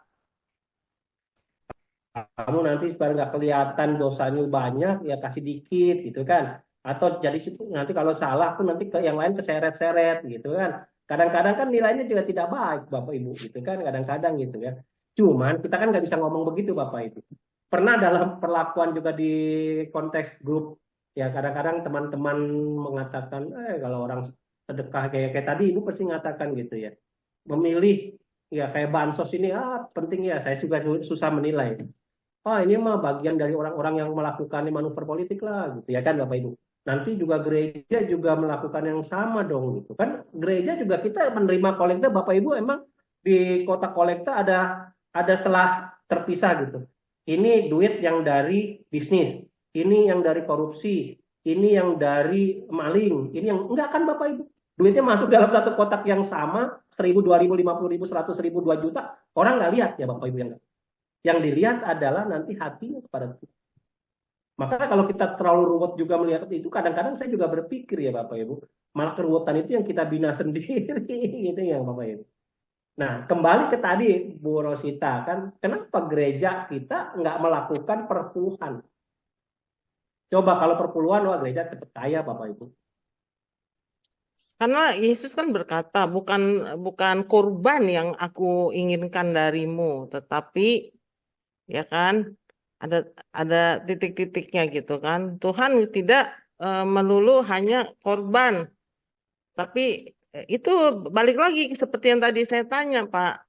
Kalau hanya korban, kita nggak, yang penting saya berkorban, memberikan korban gitu ya. Tapi saya nggak tahu sumbernya dari mana dan ada motivasi lain, itu kan Yesus nggak mau. Makanya kayak persepuluhan, apakah mereka rela kasih, ya kan? Akhirnya begini Pak, saya punya kenalan, mamanya sakit, minta-minta uang sekeliling sama keluarganya. Keluarganya itu kenal saya. Anaknya itu persepuluhan tidak pernah setiap bulan dari gaji dia melanggar. Itu kan juga tidak bagus. Makanya kita di Katolik itu kan Yesus ya kan hukum Taurat itu kan setelah kedatangan Yesus diperbaharui, digenapi ya Pak ya. Jadi supaya kita tidak melulu memaksakan orang 10%, tapi tidak rela kan sama aja Pak. Ya. Benar nggak Ya. jawaban saya Pak? Ya, tapi landasan dasarnya sebenarnya sederhana Bapak Ibu. Kalau dalam perintah Taurat, perpuluhan itu diberikan untuk siapa Bapak Ibu? Imam. Para imam dan kaum Saduki. Lewi. kaum Lewi. Ya. Lewi. Jadi perpuluhan yang dibawa itu, dibina itu harus disisihkan kepada khusus kaum imam dan Lewi. Tidak diberikan yang lain. Nah, sejak pengajaran Yesus kepada para muridnya, Yesus kan bukan kaum imam. Bukan kaum Lewi. Dan murid-muridnya pun yang kemudian makin banyak lagi yang bukan orang Yahudi, akhirnya kan tidak ada dari kaum imam. Kalau dia melakukan hukum perintah keyahudian dan Taurat, dia melakukan persepuluhan, perpuluhan itu harus diberikan kepada siapa? Kepada imam dan kaum Lewi. Maka sejak pengajaran awal gereja itu tidak perlu melakukan itu. Itu landasan dasarnya Bapak Ibu. Tetapi gereja lalu mengambil nilai-nilai moral di balik sedakohnya itu. Sedakohnya di mana? Kan ada dua hal. Terserahlah kamu mau dapat dari mana, tetapi landasan dasar kamu yang murni di balik hatimu itu adalah pikuan nefesh. Tidak bisa ditawar. Ya. Keselamatan jiwa-jiwa, kalau orang bilangnya dalam tradisi keagamaan lah ya. Penyelamatan jiwa-jiwa, keselamatan jiwa. Karena ada dasar penyelamatan jiwa-jiwa, orang mau punya hesed hasidim, artinya rasa cinta kasih. Ya, maka jadi gemulit hasidim, artinya gemulit hasidim itu artinya menganugerahkan kebaikan. Karena kita dasarnya udah baik ya kan di dalamnya. Ya ini kalau udah nggak ada dasarnya baik, jangan ditambah-tambah ya. Itu kan hanya bisa merefleksikan orangnya sendiri ya Bapak Ibu, gitu ya kan. Kita kadang-kadang di luar kan melihat, dia mah pura-pura lah supaya orang ngasih itu supaya dilihat. Ya, kita nggak bisa menjudge. Yang menjudge itu dia dan Allah, ya kan? Dia sendiri dengan Allahnya. Maka tahapan itu saya lebih melihatnya bagaimana kita merefleksikannya itu untuk saya. Saya sampai tahap mana saya punya kerelaan, dari kerelaan menjadi kewajiban, dari kewajiban menjadi hal yang mutlak saya utamakan. Iya enggak? Wah itu lama Bu, lama. Rela aja susah. Ya kadang-kadang dia kasih, udahlah sampai barang-barang udah nggak bisa dipakai baru kasih, ya kan? Kumpulin ke Bunda Seci kalau sudah menjadi sampah misalnya ya. Kadang-kadang kan kita juga secara naluriah begitu ya Bapak Ibu. Tapi kita kan di sini mengingatkan itu baru level 8 oi, gitu.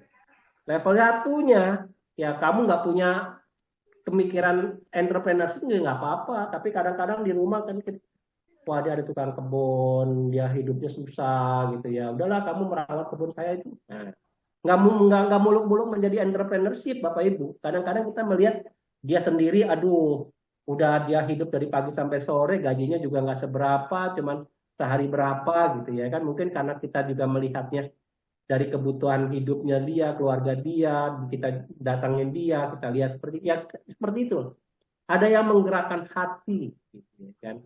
Tergeraklah hati orang itu kepada belas kasih. Nah itu kan yang dipakai Yesus, ya kan Bapak Ibu.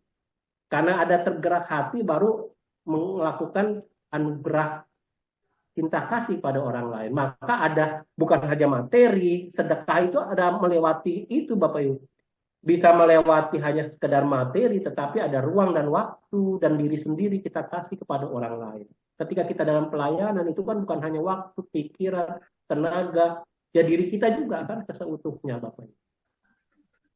Nah inilah yang dikatakan sebenarnya dari tangga-tangga itu, bukan hanya yang satu itu bukan hanya yang orang yang punya usaha lah yang bisa menjadi orang yang bisa bersedekah sampai level 1, enggak harus.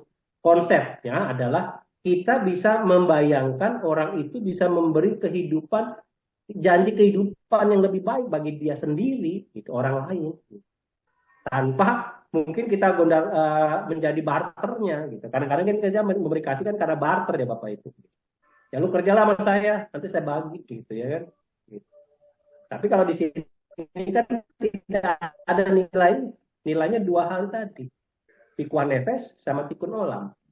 Dan dua-duanya menjadikan dirinya untuk gemelut hasidim, untuk menganugerahkan baik. Kenapa? Karena menjadi dasar untuk ortodoks. Ya kan, ortodoksia, ya kan, pengajaran yang benar yang dia terima dari hukum Taurat. Ortolatria karena dia menyembah kepada Allah yang benar, maka dia ortopraksis melakukan hal-hal yang benar juga. Kalau nggak benar ya jangan dilakukan. Dia jadi dosa juga. Pengen menebus dosa jadi tambah dosa, gitu kan. Nah, itu Bapak Ibu. Ini saya belajarnya dari lingkaran pemahaman kitab suci ya Bapak Ibu dan konteksnya. Ya ini yang kita bisa ambil. Karena kadang kita kan melihatnya terlalu sederhana. Udah derma kita kasih duit, derma sekonyong-konyong kita masukkan kolekte gitu. Bukan itu. Ini landasannya yang kita harus baca juga, yang kita nikmati. Mungkin ada kesempatan lain kita belajar tuh kata-kata yang terkait itu, nanti kita lihat. Bapak Ibu searching gitu ya kan, di mana aja muncul, kapan itu harus dilakukan, ya terus gitu. Mungkin Matius 5-nya itu kita baca sampai akhir. Nah, apa kata Yesus?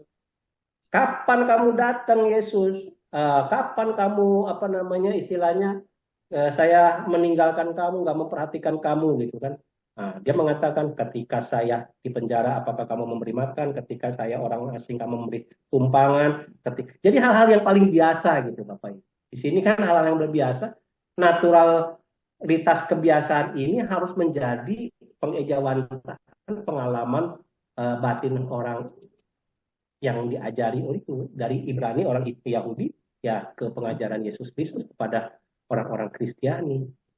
Harus menjadi apa ya, habitus lah kalau orang bilangnya, kalau dalam ajaran gereja ya, habitus. Ya, tapi untuk menjadi habitus kan harus belajar lagi, membiasakan, mengerti lagi polanya, mencoba mengulang kembali, ya menjalani. Ya saya sendiri susah Bapak Ibu. Wah, anak saya 3, anak saya mengutus segini, nyumbangnya segini aja lah, itu karena gini. Saya nggak punya waktu, saya nggak punya. Kalau makin dipikirin nggak akan.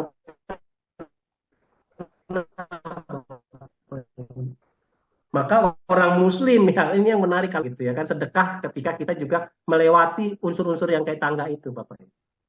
Justru ketika kita memberi ya kan dalam kerelaan, ya orang tidak lagi melihat bahwa kita itu memberi dengan kesusahan gitu ya. Ya, bukan hanya sukarela dan kewajiban niat baik, tetapi kita udah nggak mikirin lah, udah kita kasih. Itu balasannya jauh kadang-kadang melebihi dari apa yang kita beri, ya nggak Bapak Ibu. Natural. Ya itulah yang disebut tikum olam, yaitu kan ketika kita memperbaiki sel baru itu juga akan memperbaiki hidup kita juga. Maka kalau Santo Ignatius mengatakan ketika kita memperhatikan orang lain juga akan memperhatikan kita dengan secara tanpa kita minta pun dia akan begitu. Jangan perhatikan diri sendiri, perhatikan orang lain, maka orang lain akan perhatikan kita. Iya nggak Bapak Ibu? Itu yang selama ini saya yakini, iya sih benar juga ya. Saya kerja pun udahlah nggak usah mikirin diri sendiri, mikirin orang dulu lah. Orang lagi nanti dengan tanpa sadar pun orang lain juga nggak enak sama kita dibantu. Kita susah pun sadar kadang-kadang kapan kita bantu dia, nggak taunya 5 tahun yang lalu, 10 tahun yang lalu, ya nggak sadar juga Bapak Ibu. Itu Bapak Ibu, ya kebaikan yang kita tanam kan bentuk sedekahnya macam-macam. Itu Ya. yang bisa saya tambahkan. Baik, terima kasih Pak Arda. Bagaimana Bu Rosita? Cukup Bu? Silakan ayo dengan yang lainnya lagi nih. Masih ada waktu kita. Kurang lebih 10 menit ke depan. Mungkin ada beberapa pertanyaan.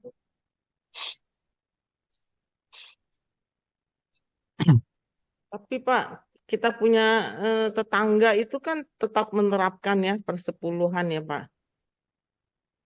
Itu kan akhirannya benar ya, itu untuk imam ya sebenarnya ya. Di perjanjian lama itu ya Pak ya. Berarti kan sekarang banyak nih kontroversial. Saya lihat di YouTube tuh banyak yang pro and kontra para pemimpin pemuka agamanya. Jadi hidupnya hegonis gitu ya. Itu apakah masih berarti kita Katolik itu udah benar ya Pak ya? Bangga juga ya jadi Katolik ya. Imam-imam kita kan hidup sederhana ya kan. Terus kita juga tidak diharuskan persepuluhan karena saya lihat memang kontroversial sih, banyak agamanya hidup berkelimpahan, sedangkan umatnya itu yang seperti tadi saya cerita ya sampai benar-benar patuh sampai melupakan kebutuhan keluarganya sendiri. Berarti kita bangga ya Pak ya cara Katolik seperti itu ya Pak ya. Walaupun kadang saya merasa ya, saya pribadi suka gini, saya belajar sih untuk tidak. Kita melihat orang, oh seperti itu, kita cari pembenaran. Akhirnya kita nggak nyumbang gitu kan ya. Itu salah 2 kali loh Pak ya, dosanya 2 kali loh Pak ya.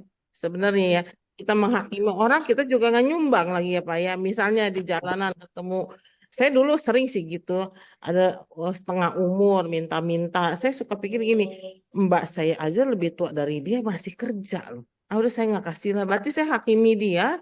Kedua, saya nggak kasih gitu kan. Itu double gak dosanya tuh Pak? Ya kan Pak? Jadi memang benar, terima kasih nih hari ini Pak Arda membuka wawasan kita bahwa sedekah itu tidak lihat amount-nya, tapi hati ya Pak ya, kerelaan kita ya Pak ya. Untuk rela memberi apapun itu ya, waktu, tenaga, pemikiran ya kan, Dan lebih bagus lagi kalau memang kita menyisihkan dari apa yang Tuhan berikan rezeki kepada kita ya Pak ya, seperti itu ya. Itu memang saya sering berkali-kali saya sering memberi apa ya, eh, memberi apa ya kepada orang-orang gitu ya, bahwa banyak kali kayak kita ya ada living word gitu ya, difabel gitu ya. Kita selalu menolong mereka, bukan hanya uang loh Pak. Mereka juga tidak perlu uang kita. Perlu sih, tapi mereka tidak meminta gitu ya. Dan mereka mendapat kebahagiaan bisa dalam satu komunitas bersama-sama. Makanya saya menghimbau kepada orang-orang kita nih yang merasa normal bahwa itulah yang ditekankan sama sama keuskupan ya, solidaritas dan subsidiaritas ya Pak ya, bahwa kita memberi bukan hanya materi, perhatian gitu ya kali ya Pak ya. Itu juga luar biasa sih Pak ya, apa yang kita lakukan kepada orang-orang yang membutuhkan itu ya Pak ya. Itu aja sih saya rasa apa ya, jangan jangan punya pikiran yang muluk-muluk. Kita mesti nyumbang kemana-kemana, sekeliling kita itu juga banyak yang perlu kita bantu sih sebenarnya. Bukan hanya materi gitu ya, waktu kita, segala yang kita miliki lah. Gitu ya Pak ya. Luar biasa nih Pak Arda nih membuka wawasan kita nih. Selama ini saya sering mikir ya, solider. Solider itu orang kota agak kurang sih Pak ya sebenarnya Pak ya. Ya nggak sih Pak? Hmm. Menurut Bapak gimana? Orang-orang yang sederhana itu lebih solidernya besar loh Pak dibanding kita gitu. Kita hitung-hitungannya mateng sebenarnya kadang-kadang. Mau solider hitungan dulu ya kan. Kalau orang Chinese bilang suipuannya berjalan gitu ya Pak ya. Gitu Ya menurut Bapak itulah gimana tuh, Pak? kalau saya lihat ya Bu Rosita yang tadi saya sedikit bantu uraikan.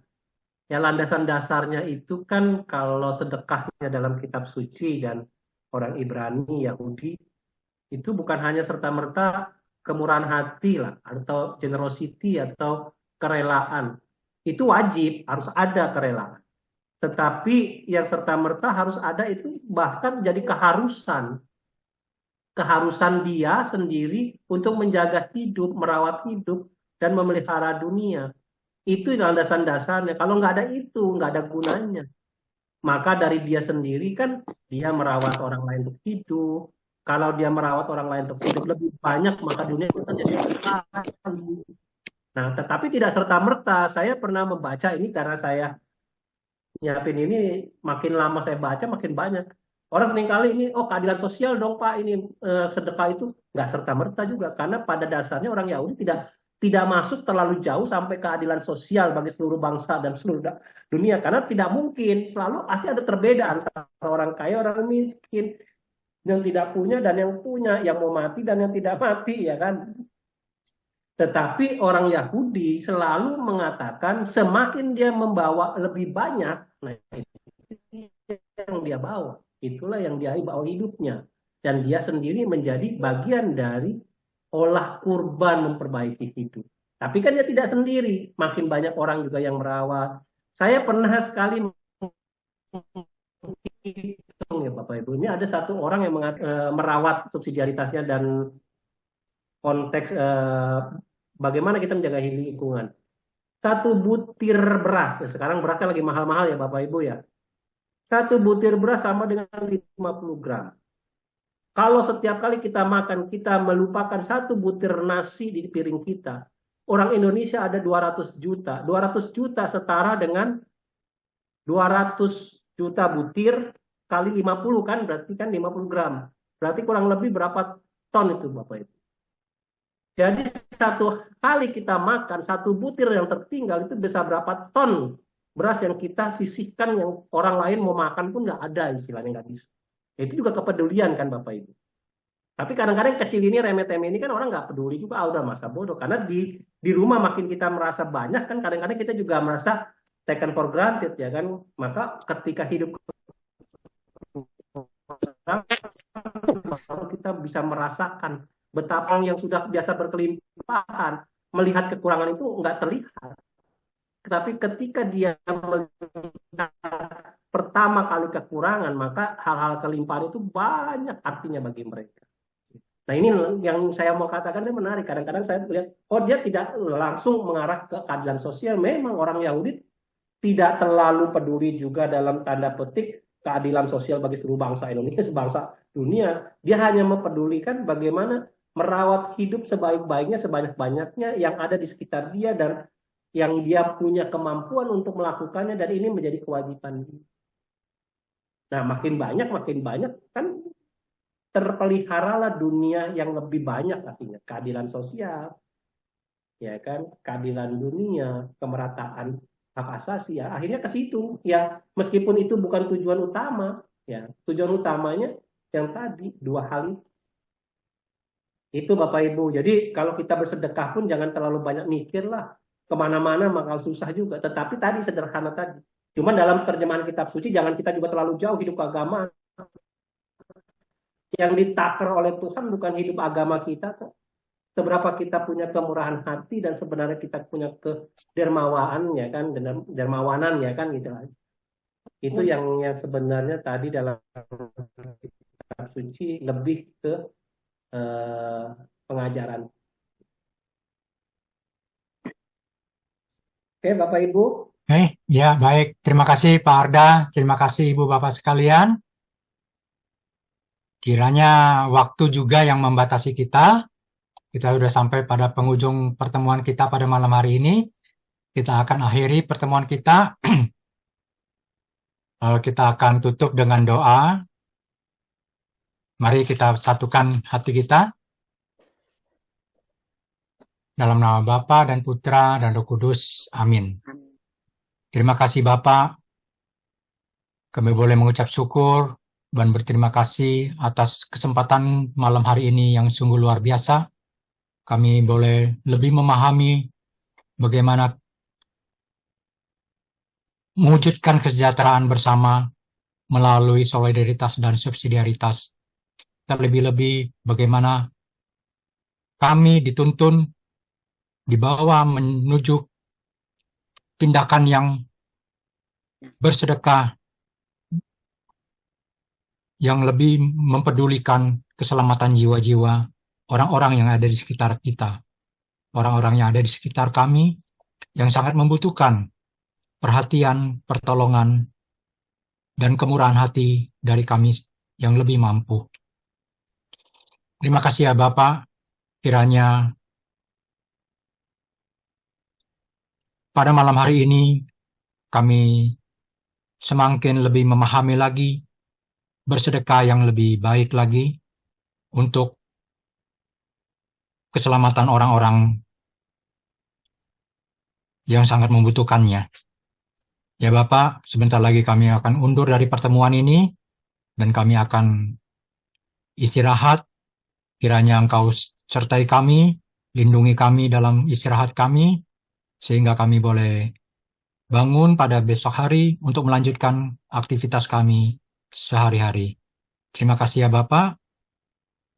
Kemuliaan kepada Bapa dan Putra dan Roh Kudus, seperti pada sekarang selalu dan sepanjang segala abad.